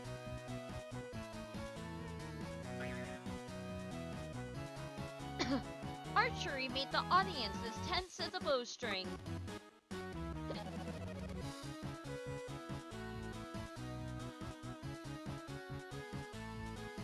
You all did great, but only one of you really hit the mark just right. Bijou, a Team Ham Hams. Congratulations! And here are the results for the next sports event.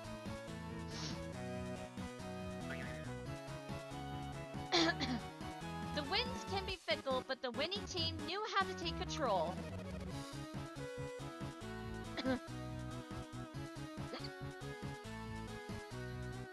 The skilled sailors who set the wind in their sails were Boss and Cappy of Team Ham Hams. Congratulations!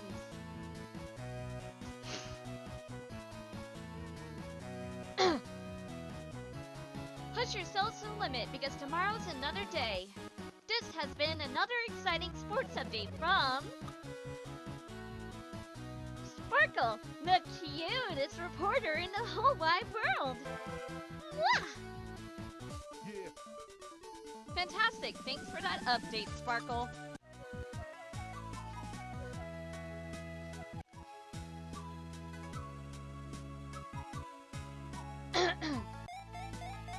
Oh my.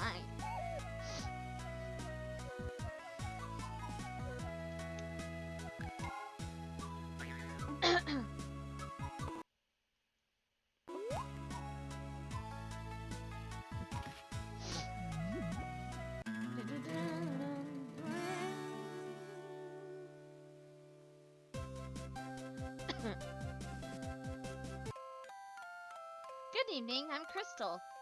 What is your favorite food?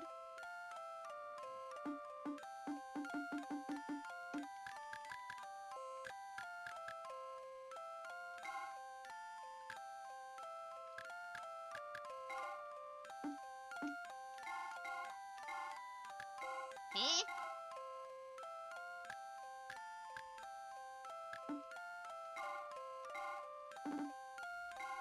Bruh. It's not letting me select anything! Huh?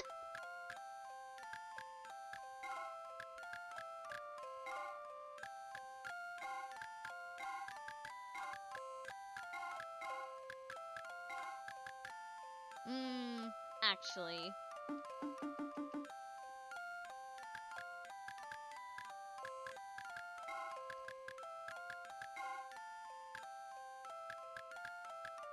In character, I should answer this.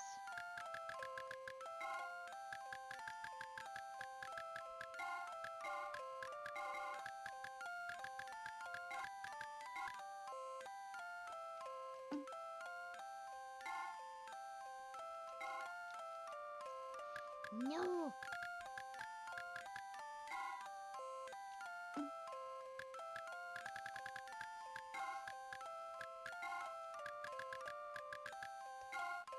Thank you.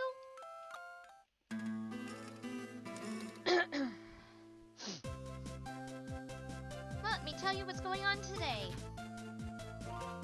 Today's first event, the triple jump, is at the stadium.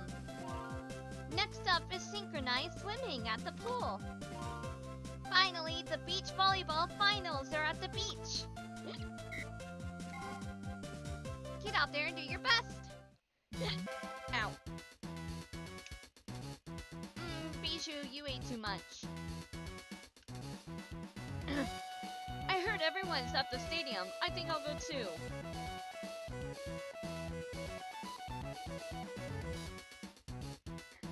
Maxwell went to Ham Studios to gather some information about the Ham TV shows.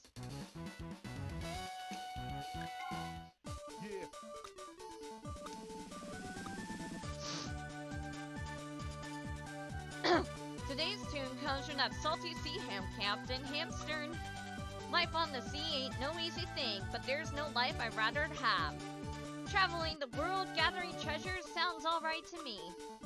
Ah, the life of the sea is the life for me. Here's a little tune that ought to float your boat. Ham, ha!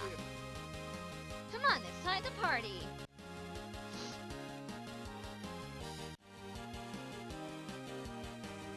Maxwell is a good ham. He made a mountain of memos for Hamtaro. I'm just trying to root for everyone. How about some thanks?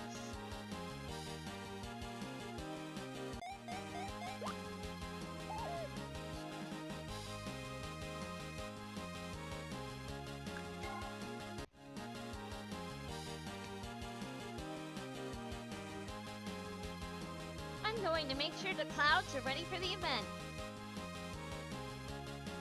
I'm going to clean the pool.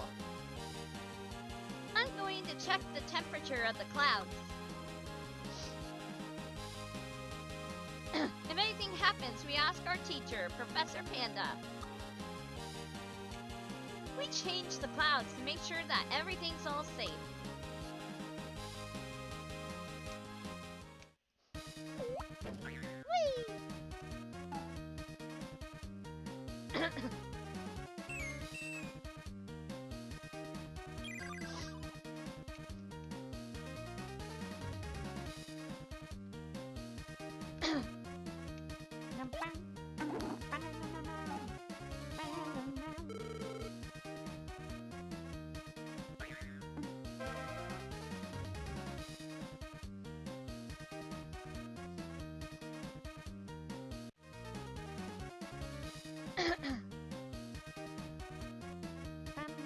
I wasn't trying to leave! Wait! Wait! Mushroom!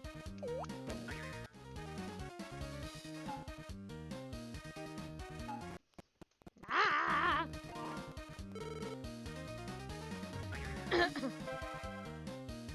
Controller, I swear.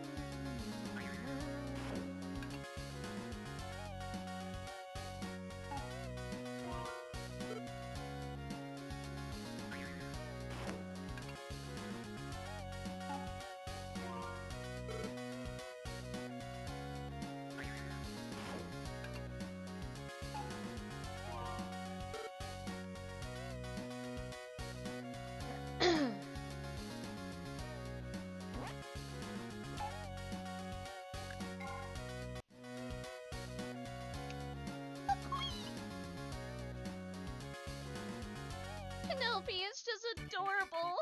Y'all wouldn't mind if I took her with me. I think Pashmina's going to get mad at Ivy if she keeps this up.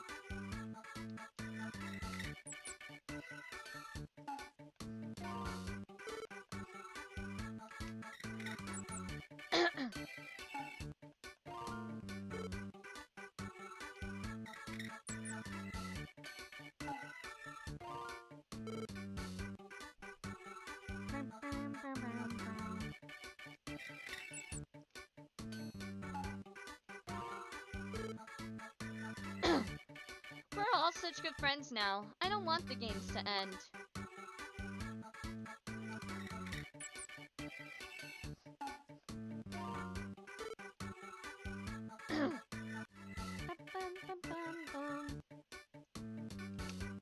What's wrong with Lazuli? She looks like she's looking for something. I could have sworn there was a green pipe here just a minute ago.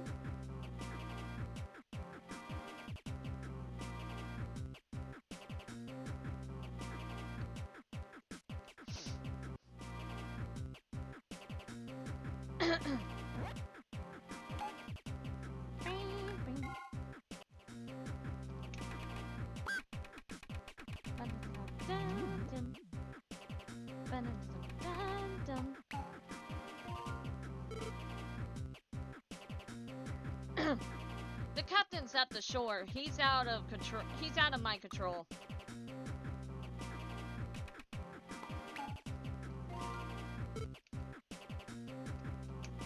Ow, I got up late and the captain gave me a kick in the pants. Ooh, ouch.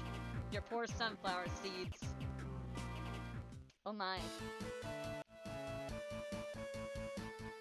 The captain's given up his mad scheme to recruit a girl pirate to our crew. We're back to our regular awful training schedule.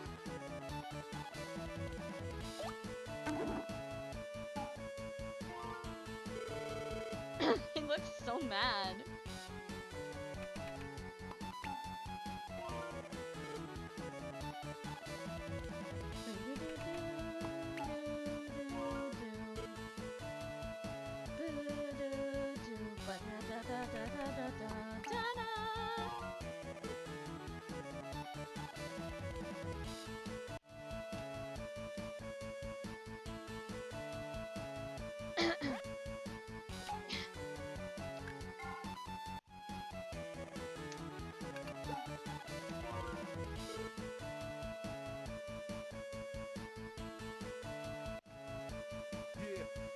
Yo yo yo, Maxwell's in the house today, visiting Ham Studios to do some research. Mr. Matsu's here, and he's as fidgety as I've ever seen him. But it looks like Maxwell's already gotten all the info he needed. Looks like there's nothing to write in my Maxwell memos about Ham Studios. I heard that a tall ham came by to interview the folks at Ham Studios. He skipped me.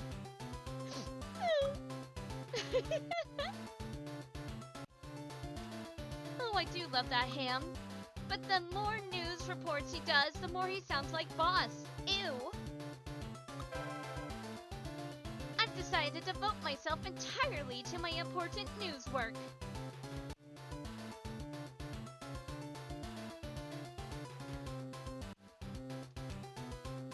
Looks like everyone's having fun. I've been watching my crystal ball.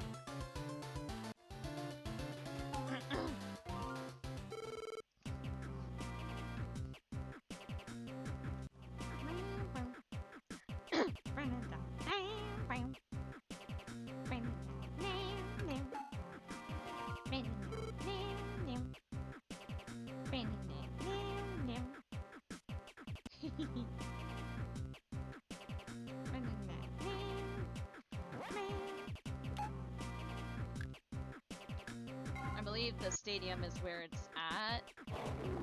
Weird, Boss hasn't shown up. Cappy's at his event. Oxnard's not here.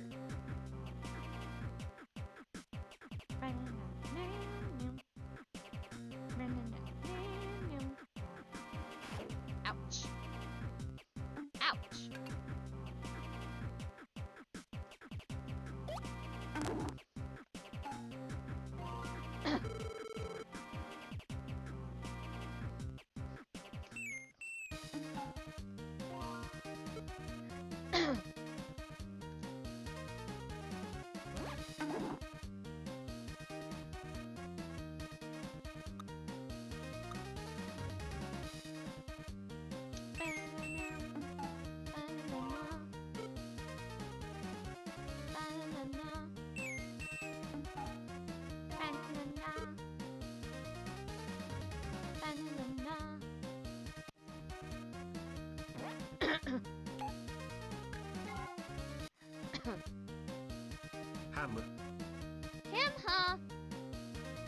at jumping, but I don't use my wings. That would be cheating.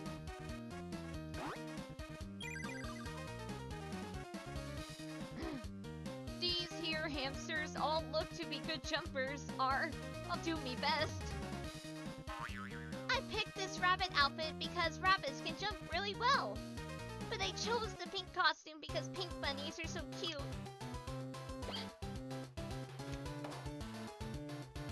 Too bad you cannot just tackle random hamsters like the original game. Imagine if that was possible. That would be so funny.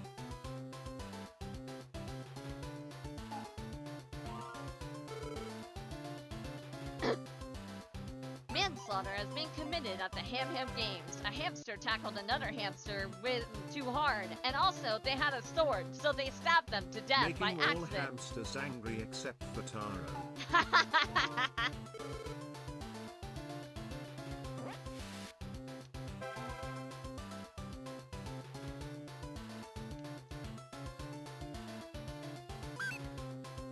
Got it. Ooh, nice. Alrighty. I know. I just want to talk to you, bro.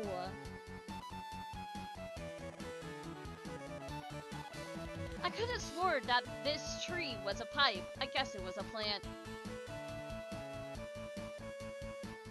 Hurry up!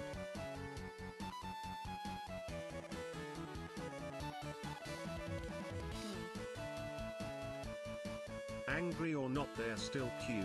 True. Count to 3, then jump! Hey, if I'm gonna do this, I might as well shoot for the world record. Cappy's got a lot of energy, so I think he's going to get a good score. Okay.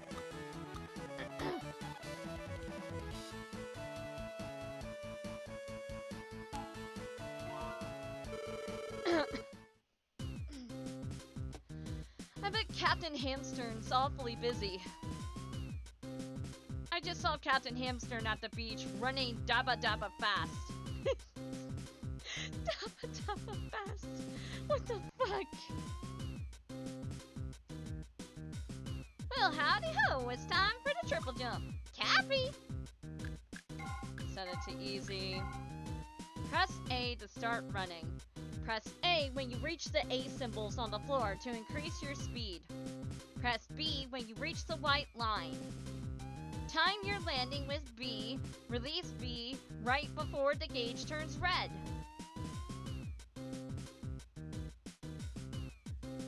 Okay. We are going to make a save state. Save state, save state. We are gonna practice because it's been a long time since I've done this one.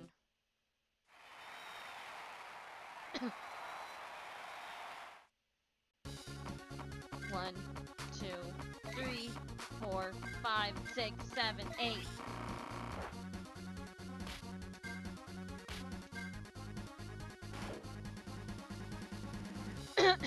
Not bad, not bad.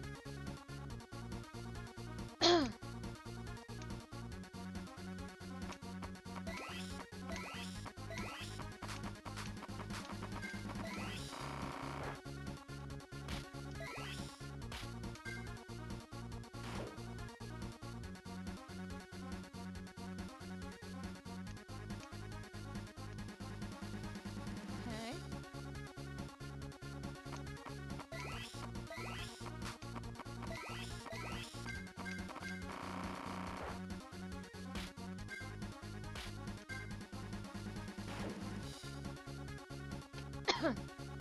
Not bad. Okay, I'm confident. I'm confident. Yes, I already have it on easy. No, stop. I am hitting every button wrong.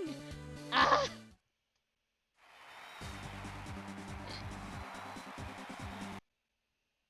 Oh, are you winning the Ham Ham Games, by the way?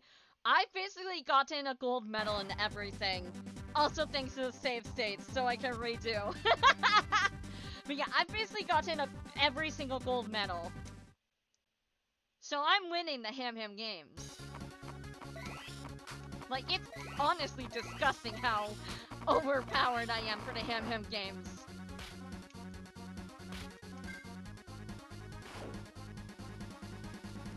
Hell yeah, indeed.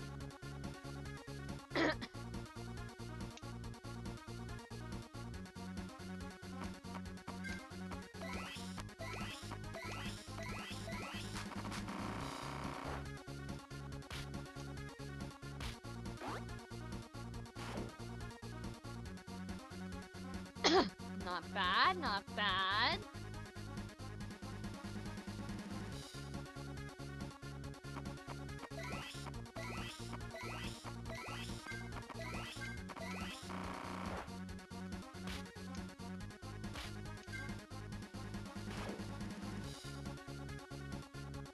Woo! I beat the world record!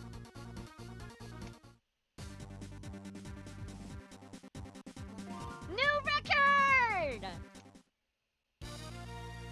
Let's go!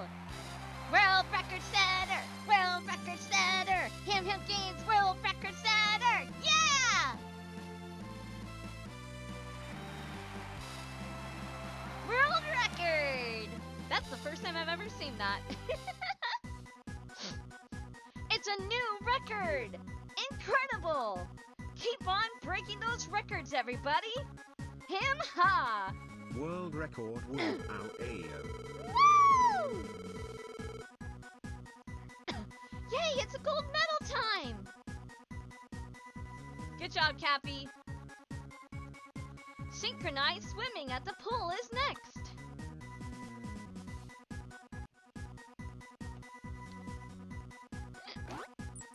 I should be out there for this event, so why am I over here? You need power to strike all the right poses in synchronized swimming.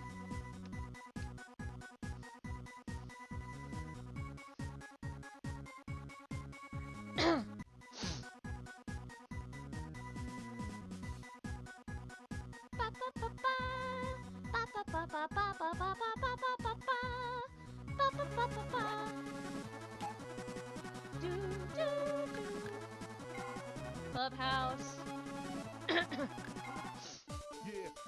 It is time for ham fortune telling. Ham ha. Welcome to ham fortune telling. Amazing.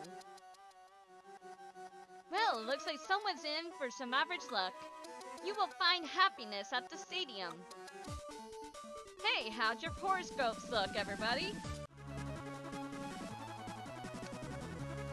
I hear swimmers use nose clips to keep the water out. I wonder how Penelope puts her nose clip on. Zoo, zoo, zoo. Remember to breathe when you're swimming. Hashmina and Penelope make a great team. I mean, they are sisters.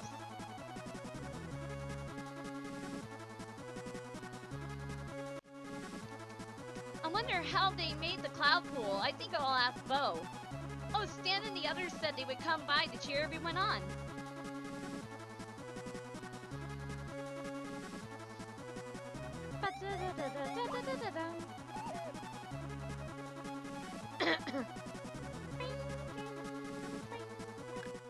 Stadium. Alrighty, where is the secret treasure chest? Secret treasure chest.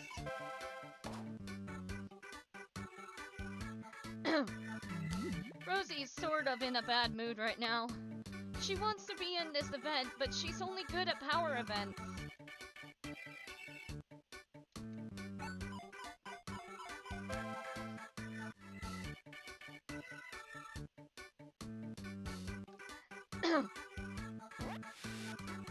Okay.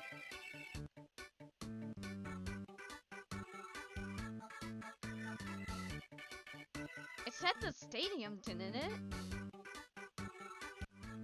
Hello?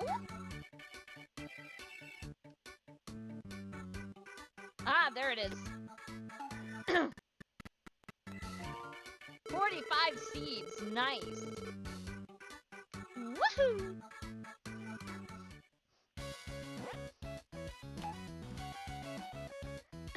Alright, next is swimming, so let's check everywhere but the pool first. 'Cause sometimes you find secrets. Ba-ba-ba-da-ba. Ba-da-da-da-da-da. Ba-da-da-da-da-dum. Ba-da-da-dum. Cappy was running around looking for Stucky. Huh? What are you doing here? Aren't you gonna support your team? I am. I'm allowed to walk around first. It's not like there's a time limit of when you need to get to the event.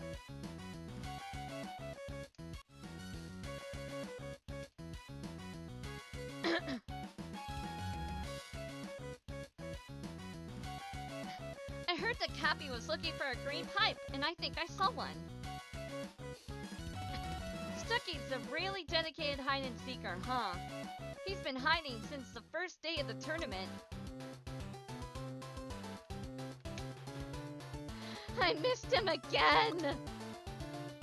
Don't worry, Cappy. You'll find him soon enough. I mean, he must be a good hide-and-seeker, because even I haven't found him.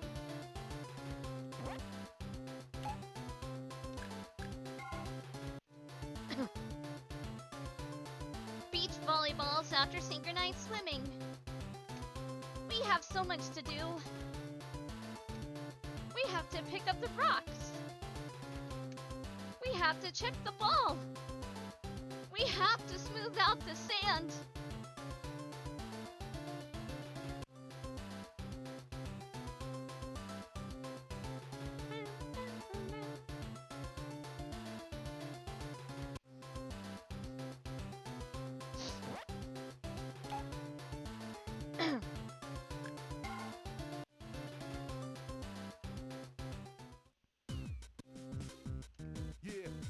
Hey, the tournament's almost over. Most of you are probably tired, but you've only got a little bit more to go. Push yourselves to the limit. You could do it. Well, it seems like someone else likes Bijou too. Huh? Huh? If you're talking about Boss, it's creepy. I'm so happy that I got to see him in person. I've only seen him on TV. Well, if it isn't my #1 fan, say, is that a cutie, a friend of yours?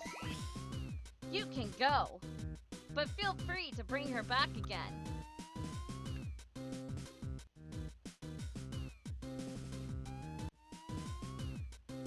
Even though I know it's safe, pools scare me, but I'm gonna show everyone how tough a sportscaster I am.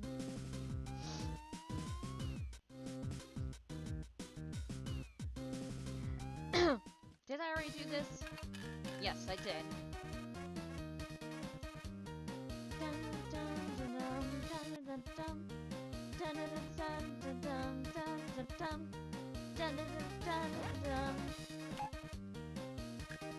Alright, what's that, the stadium? Lawn? Girls are bad luck to a man of the sea. He might seem mean, but we like our captain, and we follow him anywhere. Me hearties, ye be the best crew a pirate ever had. And when these days are over, we set and sail once again. Setting sails for a theme park. Yar-ha-har. Ah. Also, girls are not bad luck to the sea. There were plenty of female pirates. Shut the fuck up. Don't be sexist.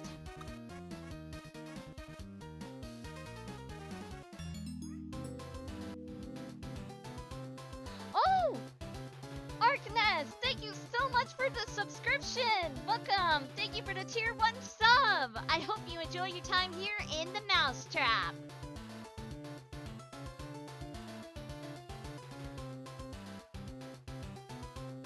Because you subscribed, you now have access to all of our other emotes. Feel free to give them a try.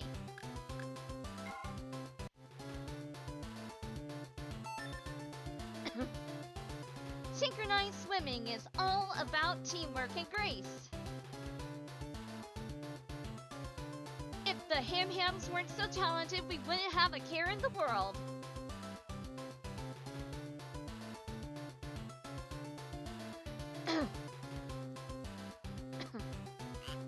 Do your best to adjust to one another's moves.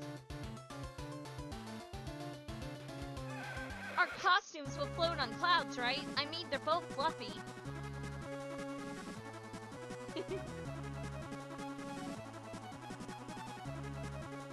Once, a long time ago, Hambeard cut off all of his beard. He looked good. Ahoy, matey! Do you think we possess the grace and beauty to win?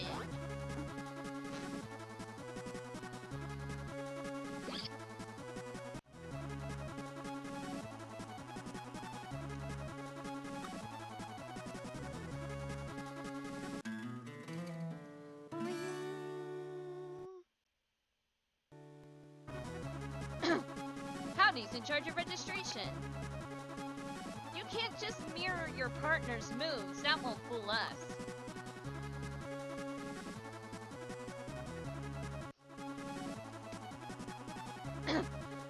Penelope's going to match Pashmina's movements, I see. If you want to be the best, you'll need teamwork. Good luck! Follow me, okay, Penelope? Okay, okay, okay! Go, Pashmina, I'm rooting for you!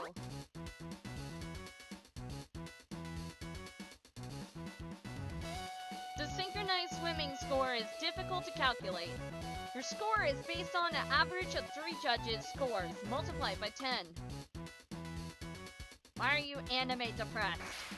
That pool looks nice. I want to jump in there myself.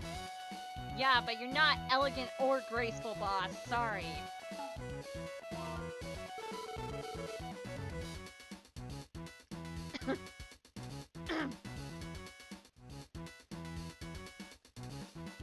Well, howdy ho! It's time for synchronized swimming. Penelope, Pashmina! Alright, set difficulty, easy tutorial. Instructions. Listen to the music and hit the buttons in time. Okay. And hit the buttons in time to the gauge and symbols.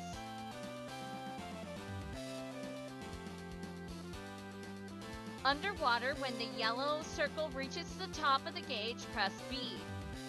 Swimming. Listen to the rhythm of the music and press A when the cymbals clash.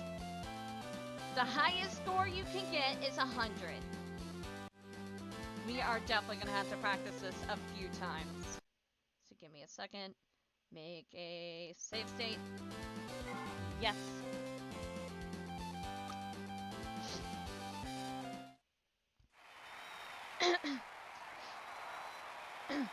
Alright, let's see.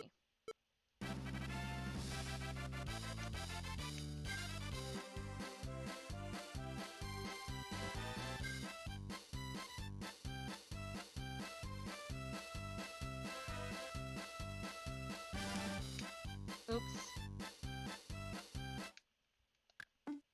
No! Okay. I only have to worry about A and B.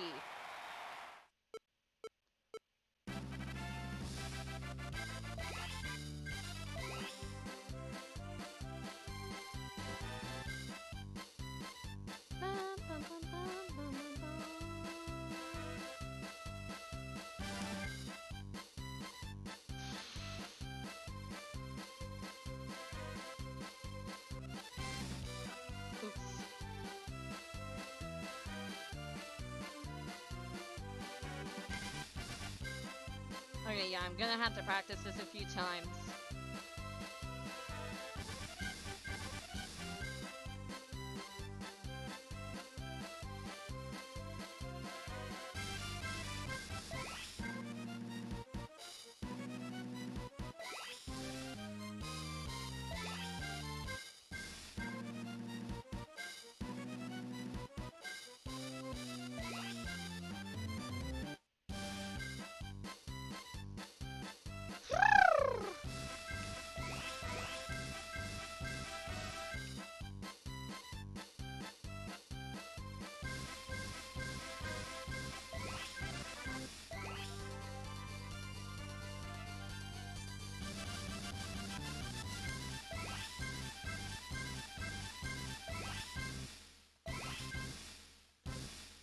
missed the last button.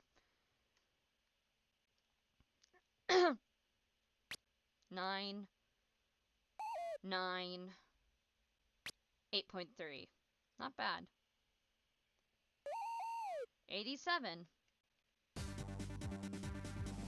Okay, we're gonna practice one more time because it's basically a rhythm game. This one is basically a rhythm game.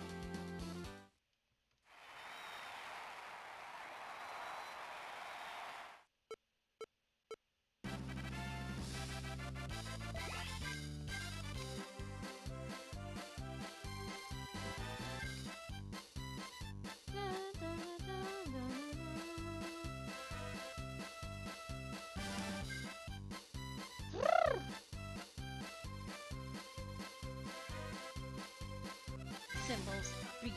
Ah, I missed a B.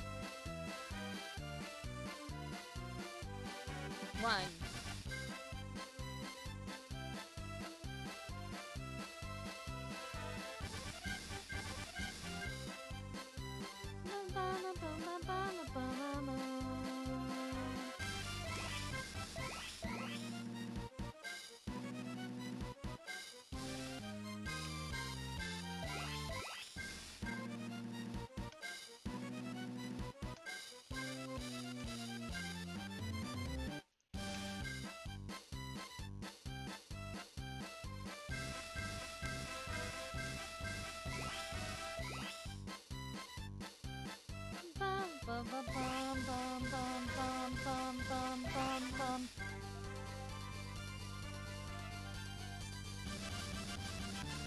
1, 2, 3, 4, 5, 6, 7, 8, 9, 10, 11, 12. Oh, I missed the button. Okay, as long as I get a high score, that's really all that matters. 9.0, 9.0, 8.1. 87. Okay, yep. Okay, we'll do this. Good luck!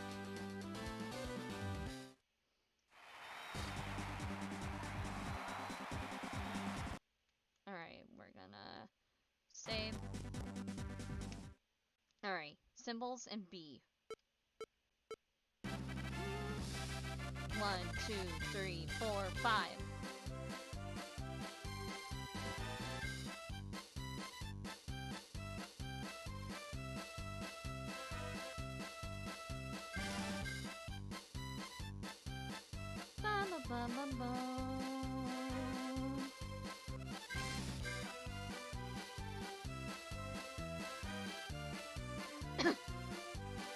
1, 2, 3.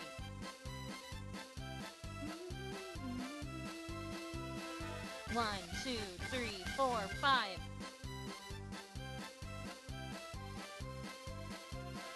1, 2, 3, 4.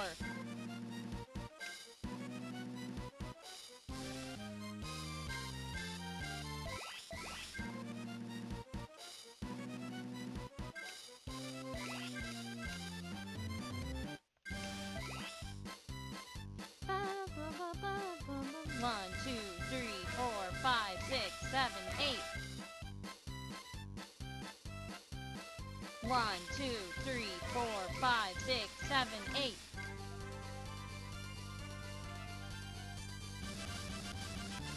1, 2, 3, 4, 5, 6, 7, 8, 9.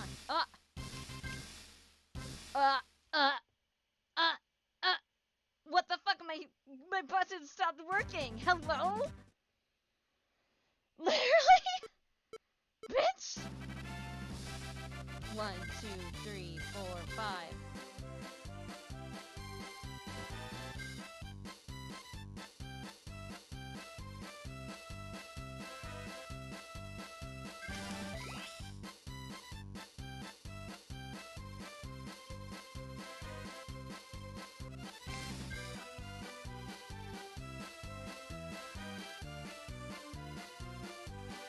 1.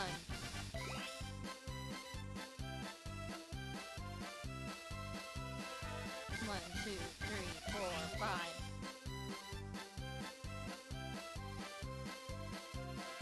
1, 2, 3, 4.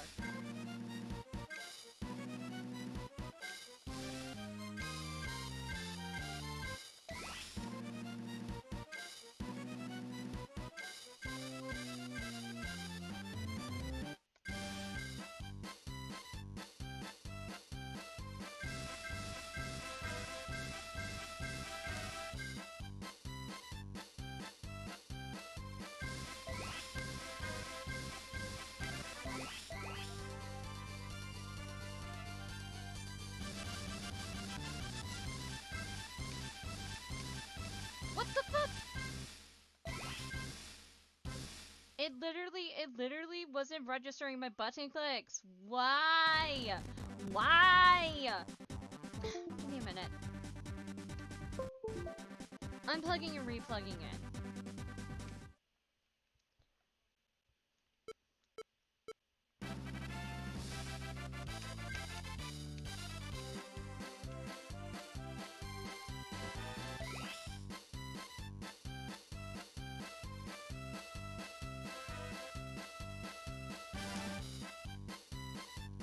Okay. Let's state. We're gonna try this.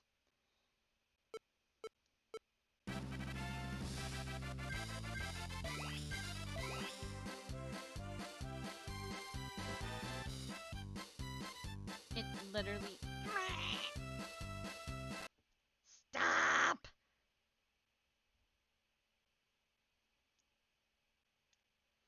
Okay, menu. Hold on. 1 minute. What the fuck is going on?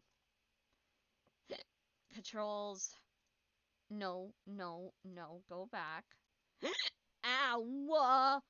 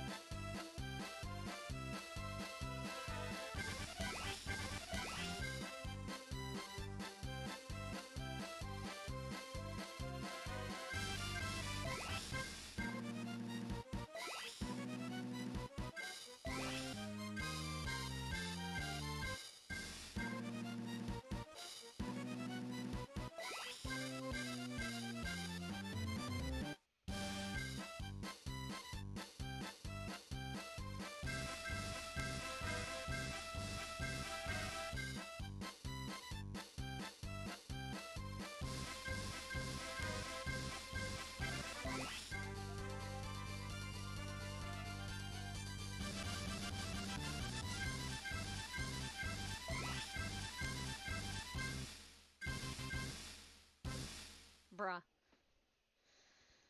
I had to use my keyboard for that because it was being kind of stupid. 9.0, 9.0, 8.5. There we go. I will take it.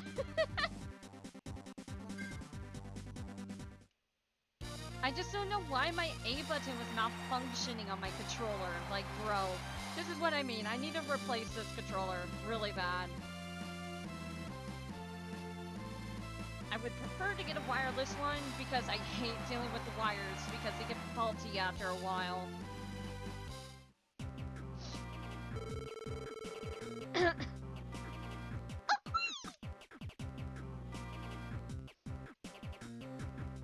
The beach volleyball finals are next. We gotta go to Rainbow Land to get the thing that Prince Bo wanted. We have to begin the preparations for the closing ceremony. You have to run around all of the venues at tomorrow's marathon.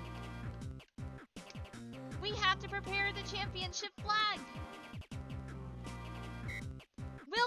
up and get to work.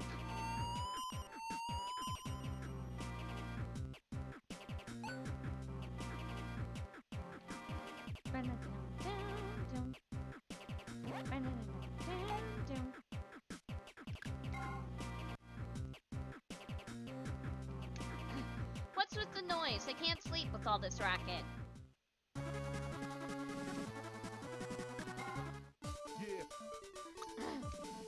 Him, huh?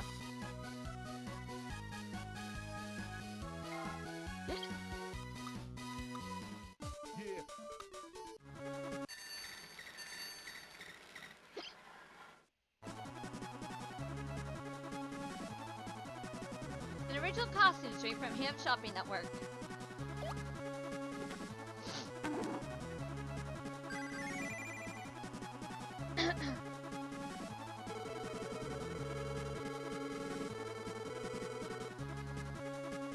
Try it out.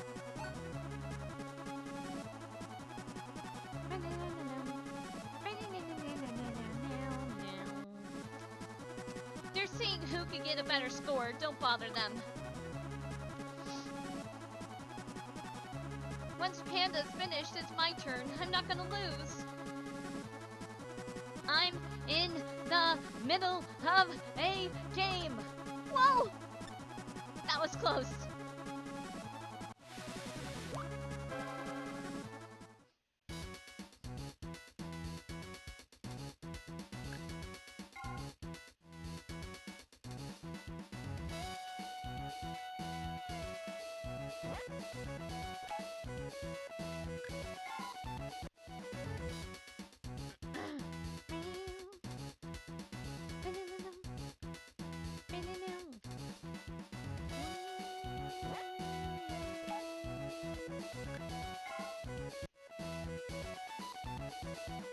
I won't become a pirate, but I'm glad to be their friend.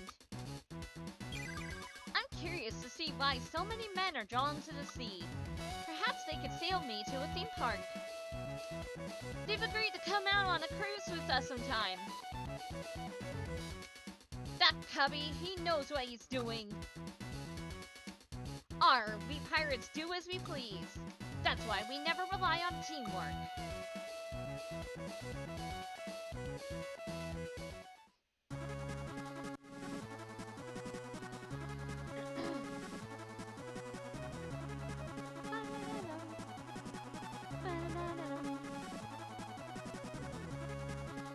Swear if my A key keeps acting up, I will lose it.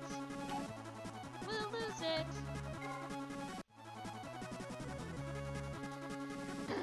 To tell you the truth, I don't know much about the Mr. Matsu. Everyone wants to shake my hand. That's the great thing about being a star.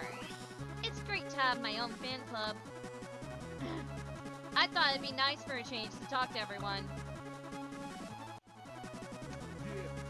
Hey, glad you could join us. The studio's pretty empty today, and I was getting a little lonely. Having friends come by is a great way to pass the day. Him, ha.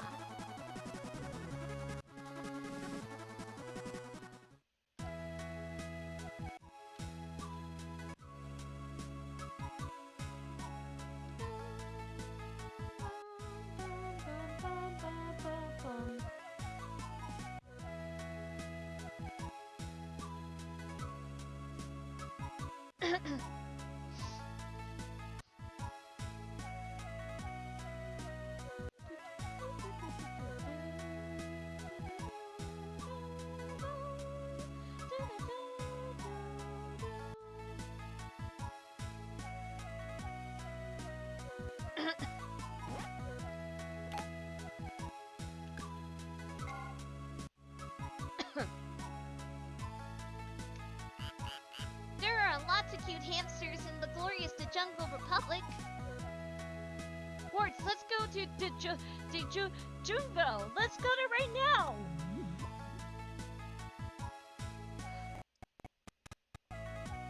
Warts, you should know better than to tell my brother things like that. So shush.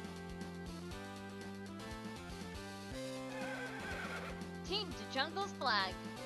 is the flag of our home to Jungle Bell Island.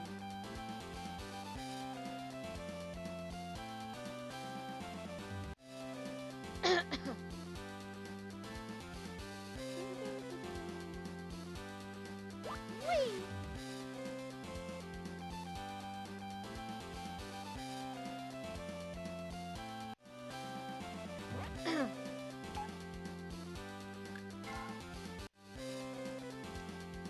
Hurry up and go to the beach. Just know Biju's nervous. Do as Ivy says, hurry up and go. Rumor says Carabo is somewhere around here. Yeah, bro is literally hiding in a mole hole.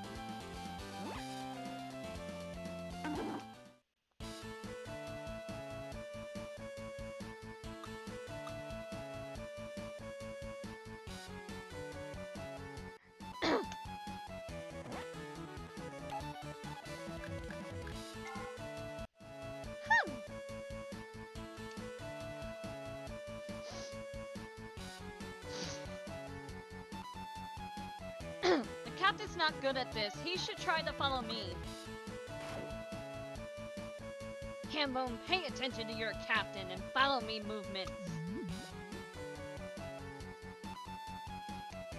Rosie forced me to pair up with her. She is powerful.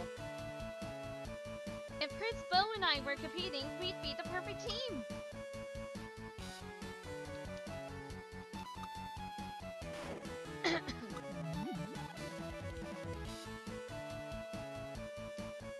Dive into the sand and save the ball, yeah!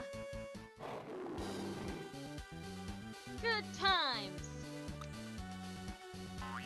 I don't want sand to go into my cute but gigantic ears.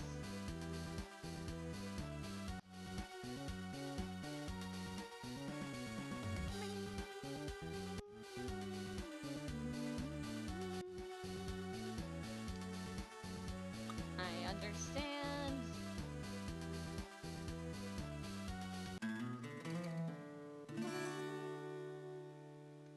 I recorded it onto this tape. All I need to do is play it. Don't.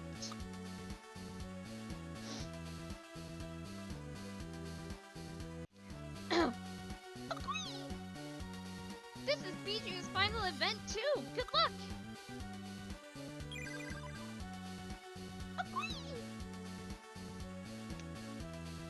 Since this is the last event, I want to do my best.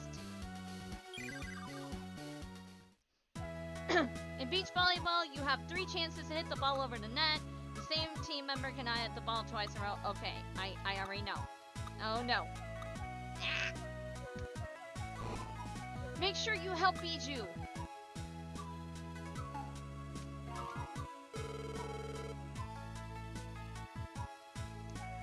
Make sure you bring lots of seeds. Oh, and maybe some Swiss cheese too.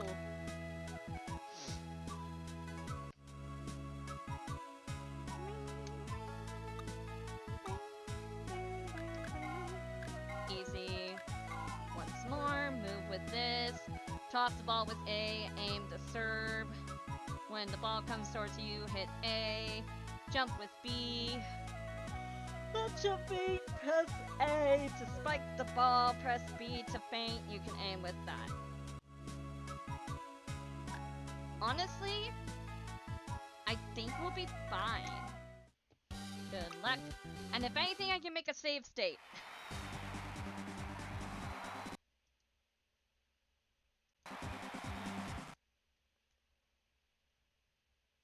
Save state. Stop being a butt!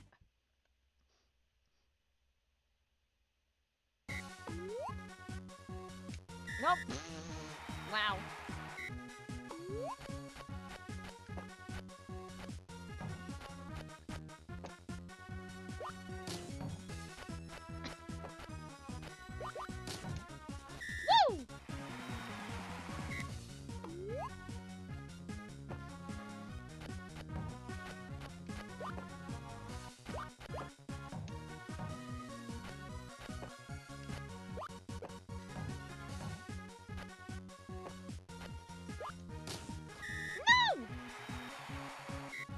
You were right on top of it!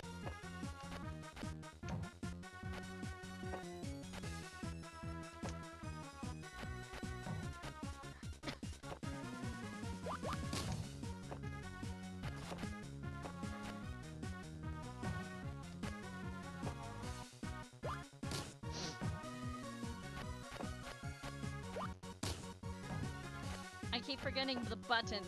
Oh god. The button misclick is gonna be the death of me! Nice!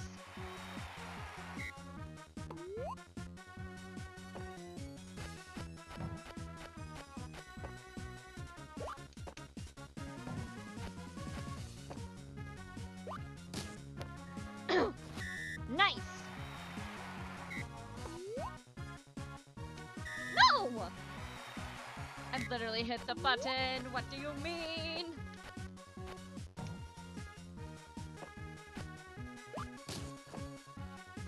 Nice!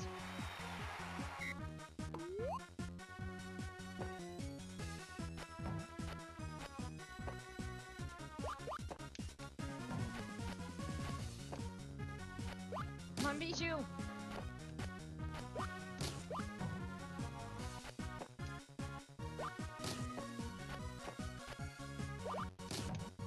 Nice!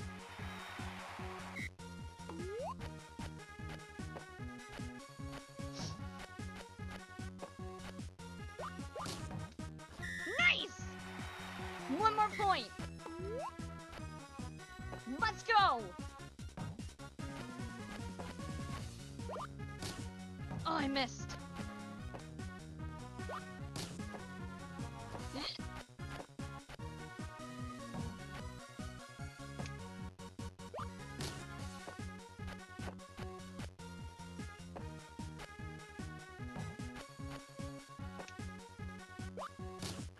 Nice!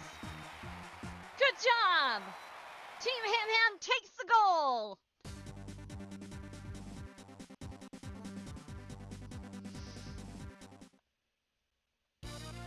Bro, poor Team the Jungle has gotten like no medals this game.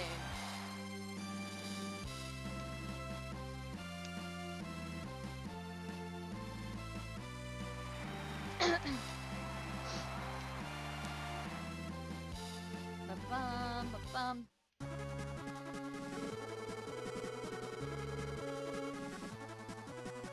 The two of us together are invincible.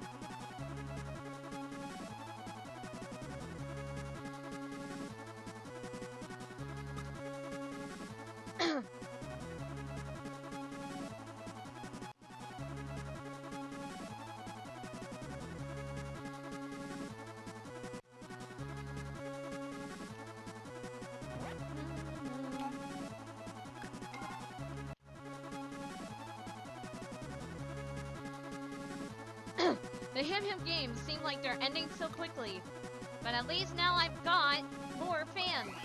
I thought it was fantastic. Hey, I'm a little worked up since tomorrow's the last day of the games, but I shouldn't think like that. Let's party to the very end. Ham ham ha.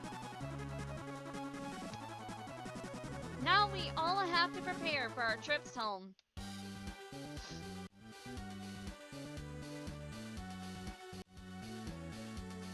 Tomorrow's the last day of the Ham Ham games.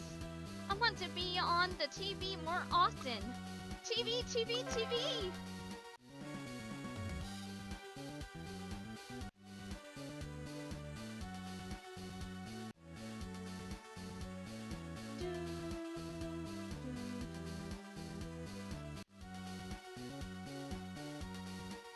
Tomorrow's the last day of the Ham Ham games, which means it's the marathon where you gotta push the buttons repeatedly.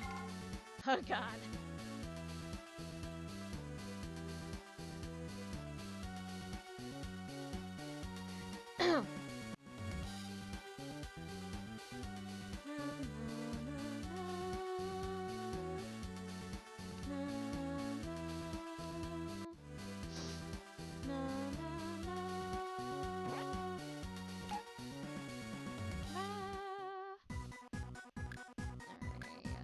We were already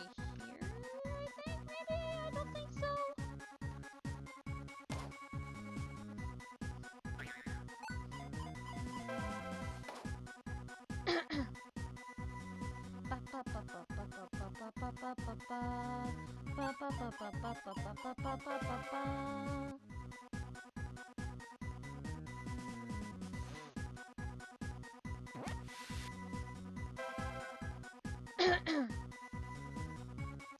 have an announcement at the registration desk tomorrow.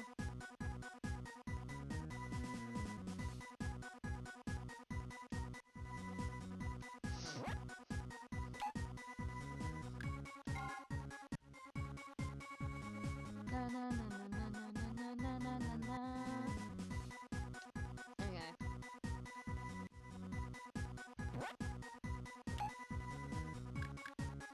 Athletes Village.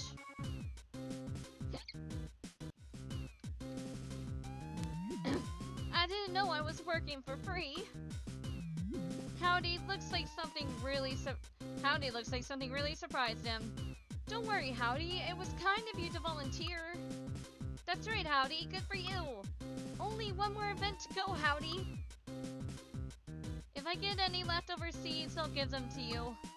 I just need you to work a little bit more.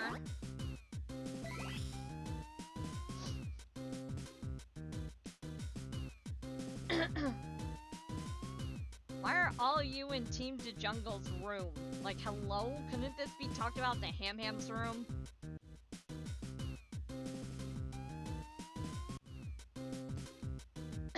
Tomorrow I have to say goodbye to my dear new friend Penelope. I hate long sad goodbyes. Let's have fun to the end. We're going back to Rainbow Land as proud Rainbow Girls. Okay.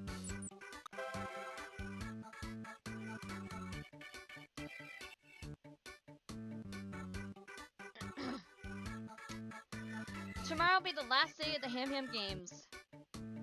Our boat's been in the dock for a week. I'd be a wee bit worried about it. I guess the pirates have a lot of work to do before they shove off. Bo said he'd give us provisions for our return trip. What a guy. Bruh.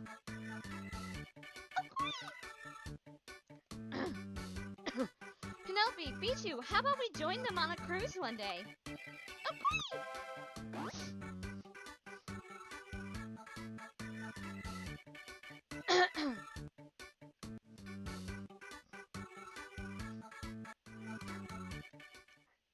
I wonder if Lapis told them we wouldn't join their pirate crew. We should have told them we didn't want to become pirates. We only agreed to join them on a little cruise. Yar, what a relief. The captain's in a fine mood. Maybe he'll take us to a theme park. Cubby, are ye talking to these lassies? Invite them to a theme park. A theme park. Yar har har. They're acting weird. I think the captain misunderstood them.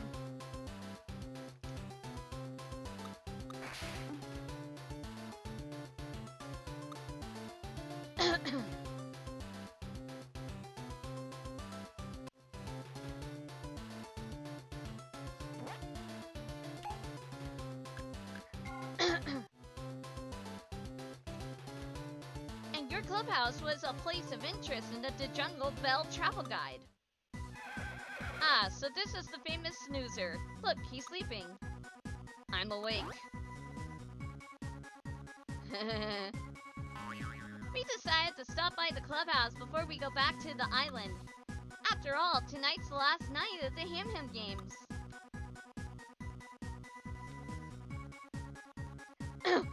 Leo won't get lonely if you leave tomorrow. We'll come back to see you again soon, boss.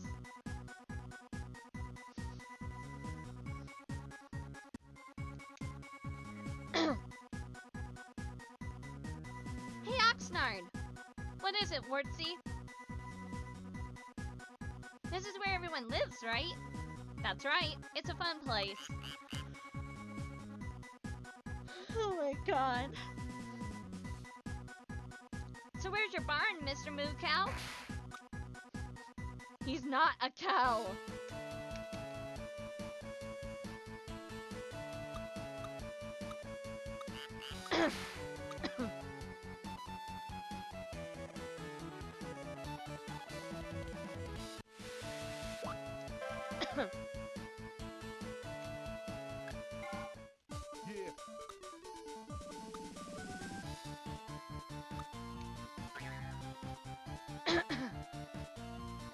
The match was all about building up speed and timing your jump.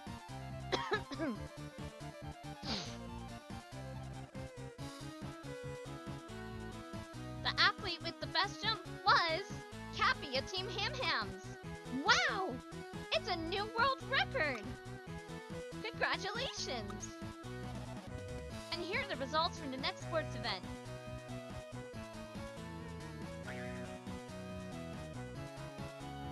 Everyone out there did a fantastic job. Great performance, teams.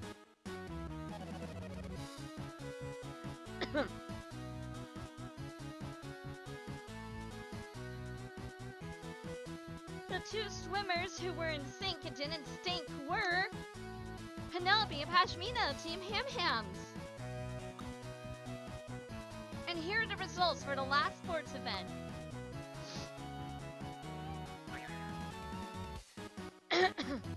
The match was hot. I couldn't take my eyes off it. The teams competing first place, that's where Ham Hams belong. Exactly. The teams competing in third place match were Teams to Jungle and Seam Hams. And here are the results. With a score of 2-7, it's Team C Hams. Congratulations, Captain Hamstern and Hambone.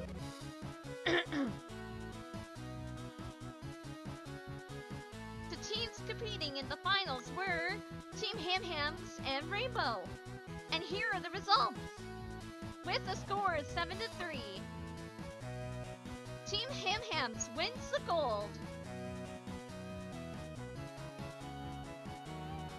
Congratulations, Hamtaro and Bijou.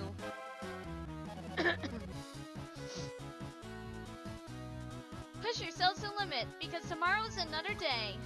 This has been another exciting sports update from Sparkle, the cutest reporter in the whole wide world. Mwah! Yeah. Fantastic. Thanks for the update, Sparkle.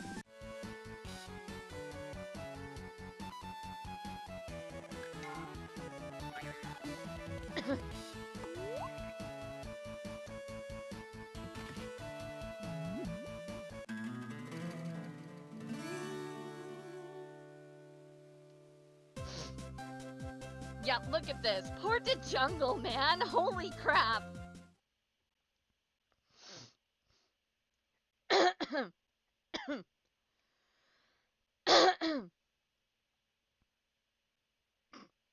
Oh dear.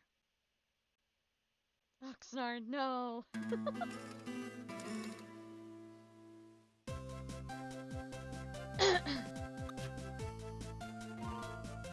The final event is the marathon at the stadium. Get out there and do your best.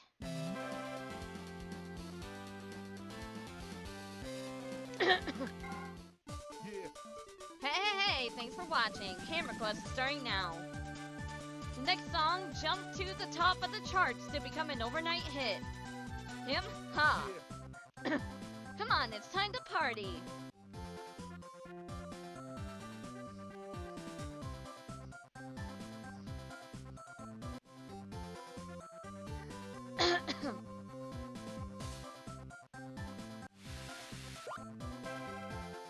Bum, bum, bum, bum, bum, bum.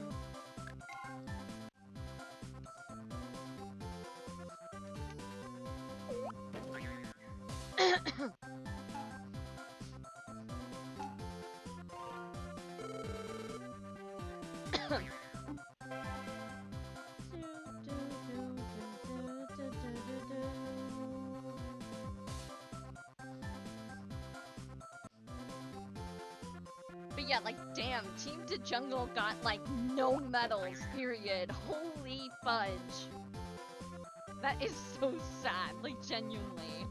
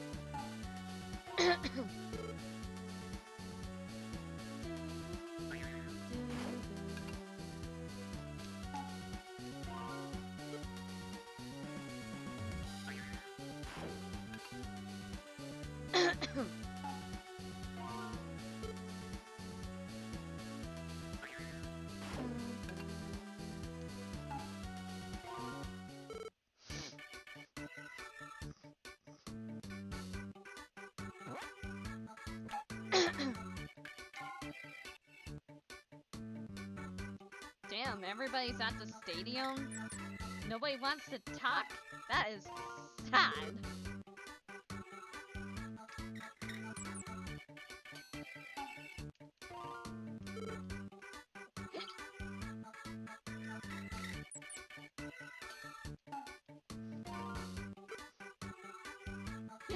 Ow.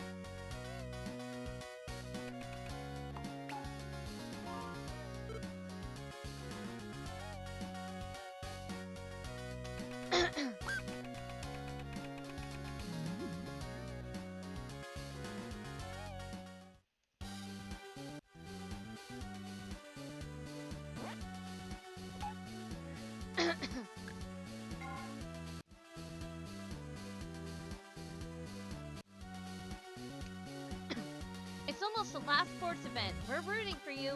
Good luck. The last marathon. I don't usually say things like this, but play to win. My crystal ball revealed to me a fabulous closing ceremony. I didn't know you were an athlete. I'm such a big fan of athletes.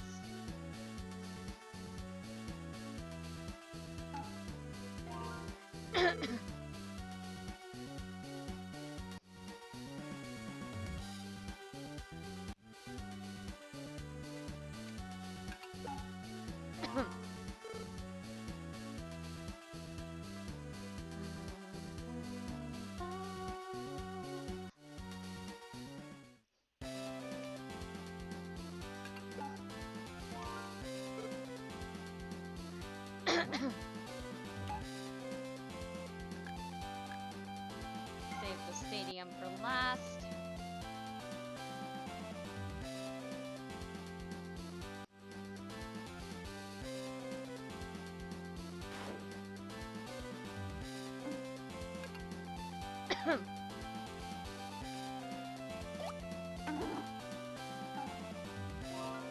Nice.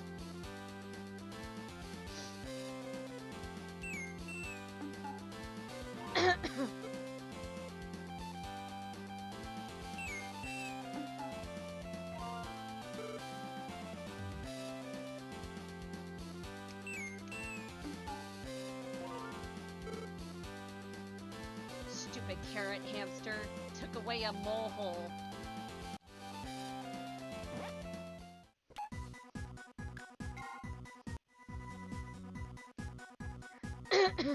Everyone's waiting! We were waiting for you, Hamtaro. Good luck! Prince Bo, Daisy, good luck! I'm gonna do my best and run my little heart out. In the end, I know we'll be crowned the champions. Y'all play it safe out there, Prince Bo and Daisy.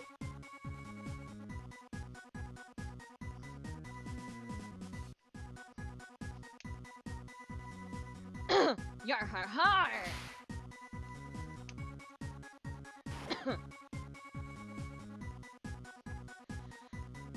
Let's see you win the day, me hearties! Yar har har! Heh. How was that then? Yar har har! Arr, that's the spirit! Yar har har! Team the Jungle will do their best to win one for the jungle! Go Team the Jungle! We won't lose!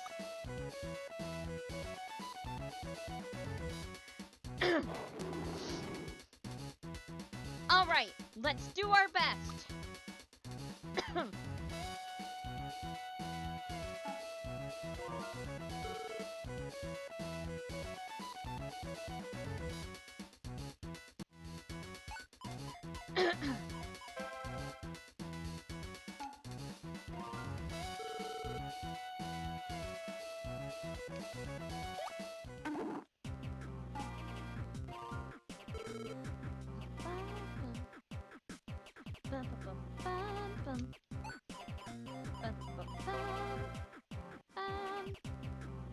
Ah, no sunflower seed today.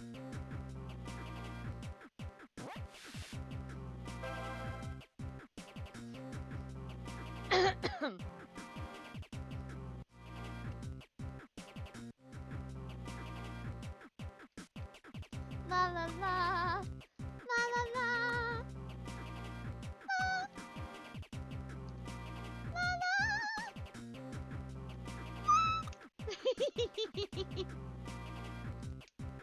la la la. Howdy's rooting for you too.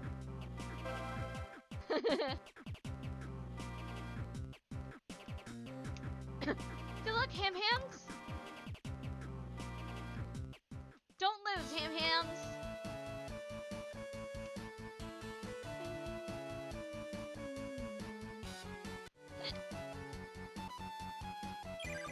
Hamtaro, good luck. I'll be waiting for you at the goal. Good luck, Ham Hams. Good luck, Ham Hams. This is it. Good luck.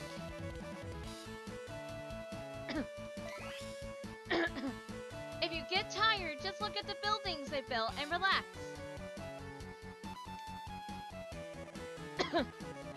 We'll do our best to cheer you on.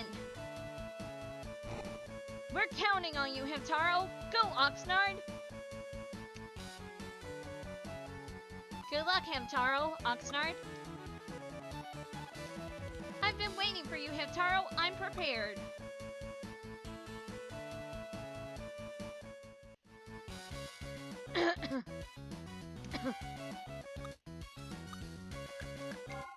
Easy. Listen to the rhythm and then tap A to the beat. Speeding up. If your timing is right, the music will play faster. The rhythm will change during your water break. So it looks like it's mainly just pushing A. Controller, blah blah blah. I know. Save state. We are gonna practice. We are practicing.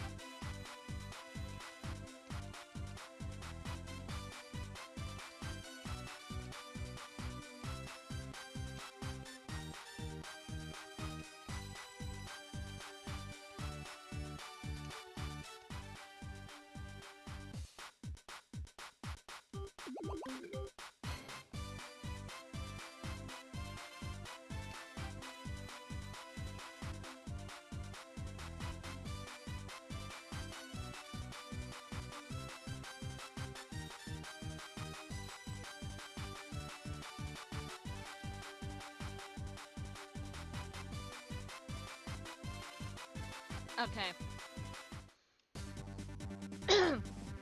I think we got this.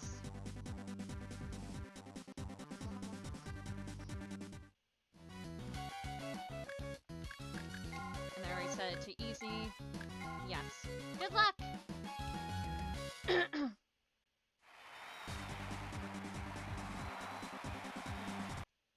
Before we start, save state. Hands, now is not the time to be sweaty.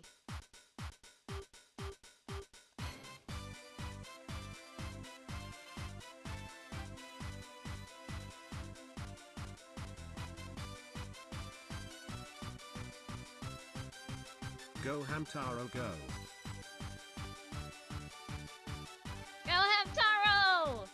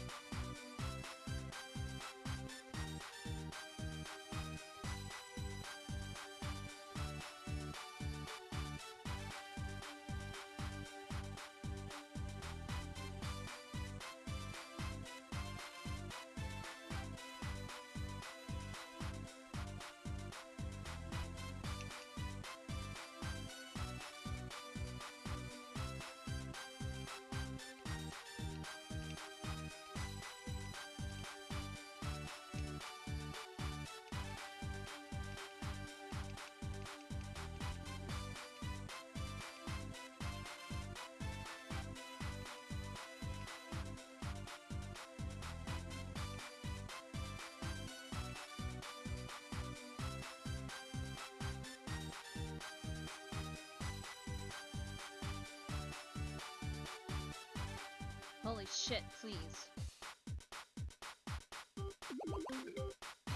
Don't give up. Keep going.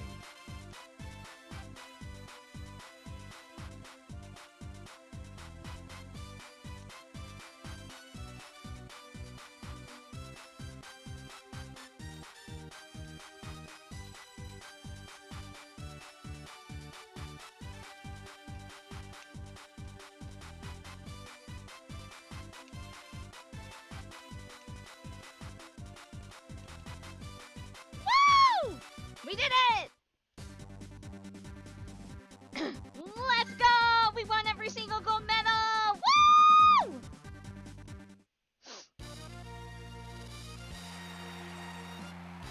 Woo!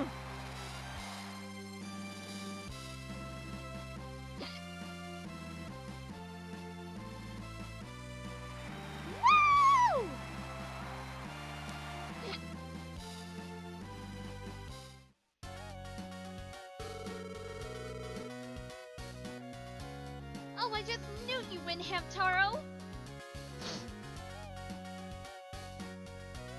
The closing ceremony is about to start! Well now, where do you think you're going? The closing ceremony is about to start.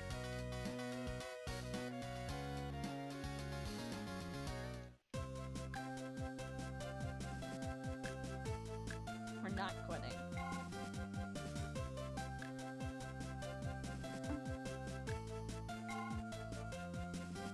Look at poor Team to Jungle. They didn't get shit. Oh my god.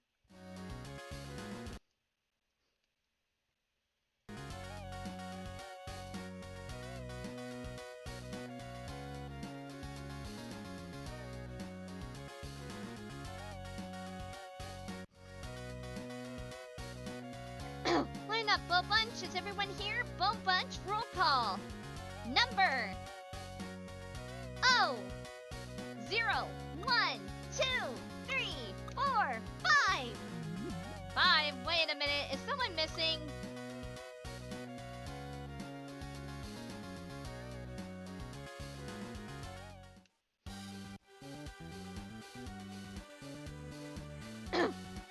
Hamtaro, you've done quite well this week. The closing ceremony is about to start. I'm heading there now.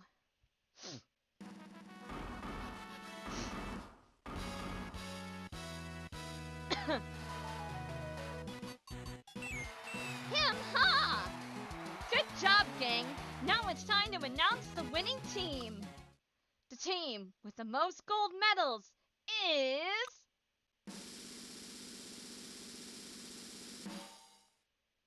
Team Ham Hams!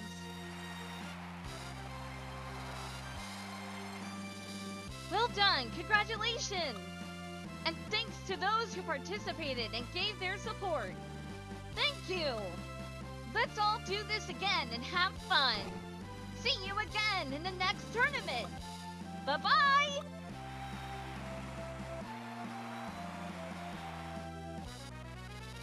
We did it!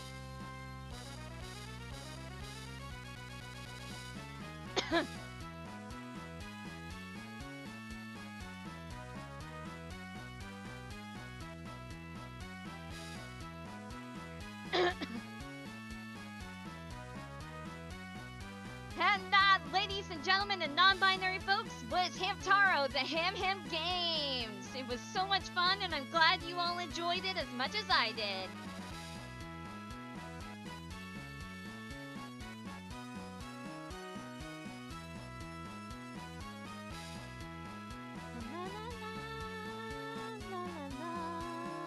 La, la.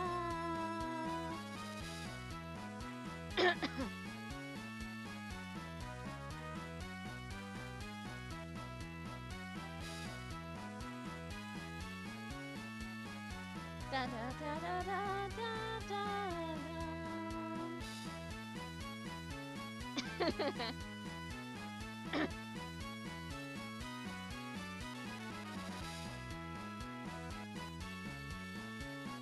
It is a very cute game.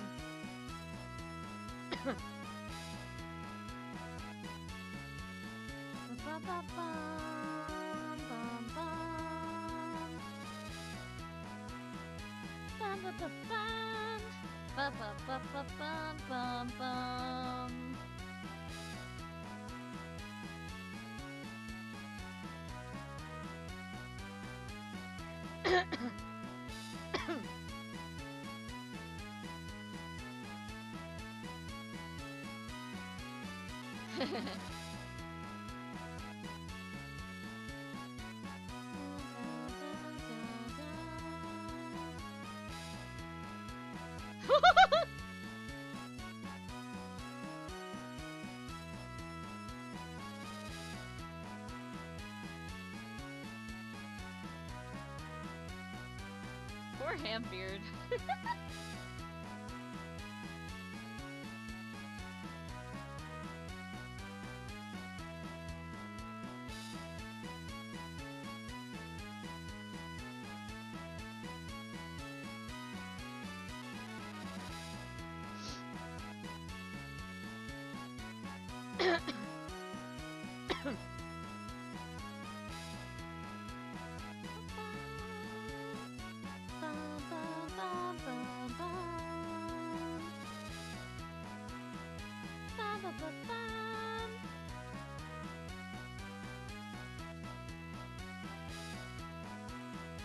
Oh my god, now all of them are vibrating. Oh god.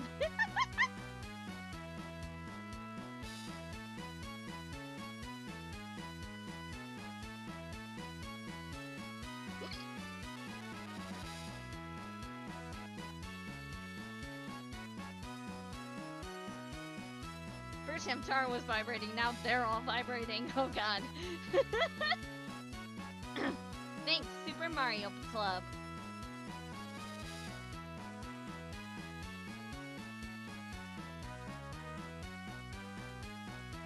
Wait, you forgot Snoozer! Shigeru Miyamoto.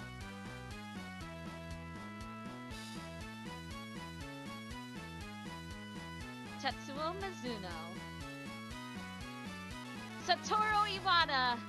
07, mate. Player, Taro.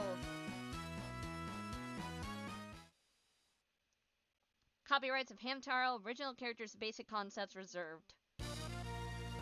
Oh god. Stop it! Hamtaro, congratulations on winning! I want to give you this.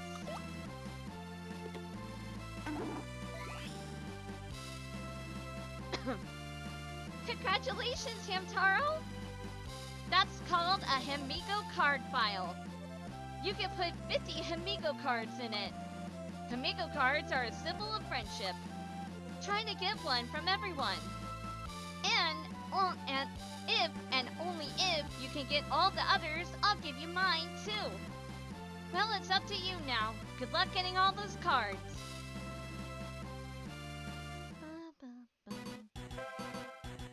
The championship flag arrived at the clubhouse. The trophy arrived. You got a present from your friend. Now you can play free play mode.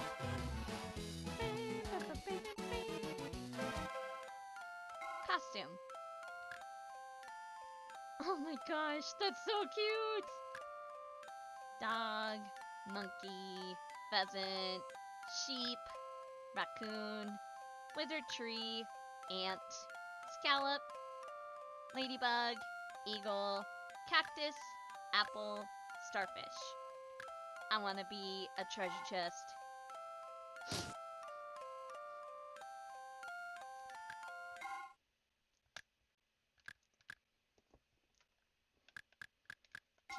T. Now it's being dumb again. TTV.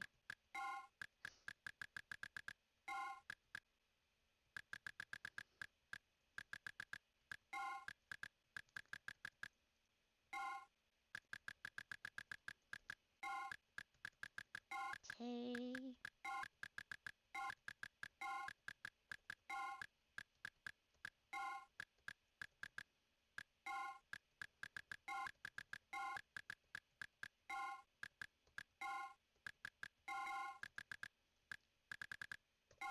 Confirm.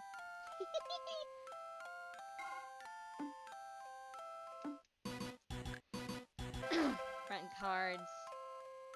So you basically would fill this up with, I think, the other ham-hams and stuff in the game. Because when you play it again, when you play the game again, it basically acts as a new game plus.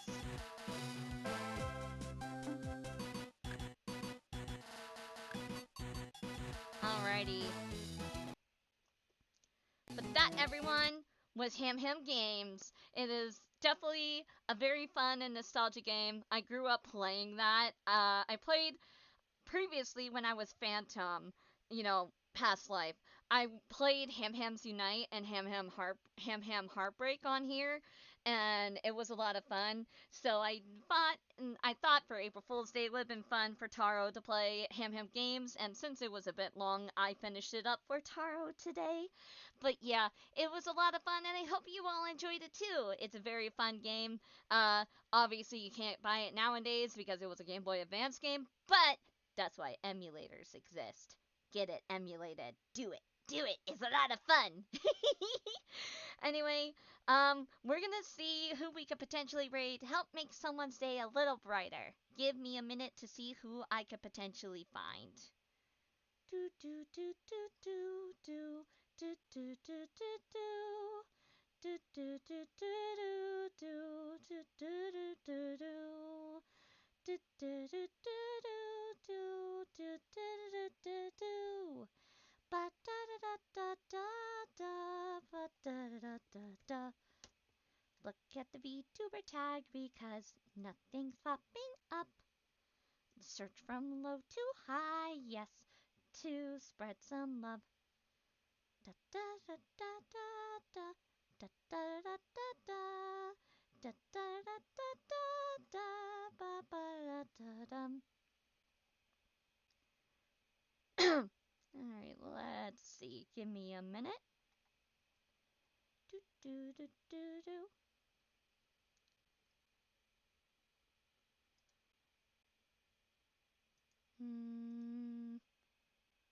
Mute, mute, mute, mute, mute, mute. Alrighty. Let's see. /raid. We're gonna raid Alice Nomium. They are currently playing the new Persona 3 Reload game. So let's go ahead, go raid them, show them support, and be good. Anyway, till next time, this is Tayru Fluff signing out. I will be back again on Tuesday at 1:30 p.m. PST, playing potentially Not My Neighbor. If you know the game, it's basically Among Us, but you have to find out which resident is an imposter. But yeah, we'll play that. Anyway, I shall see you all then. Goodbye!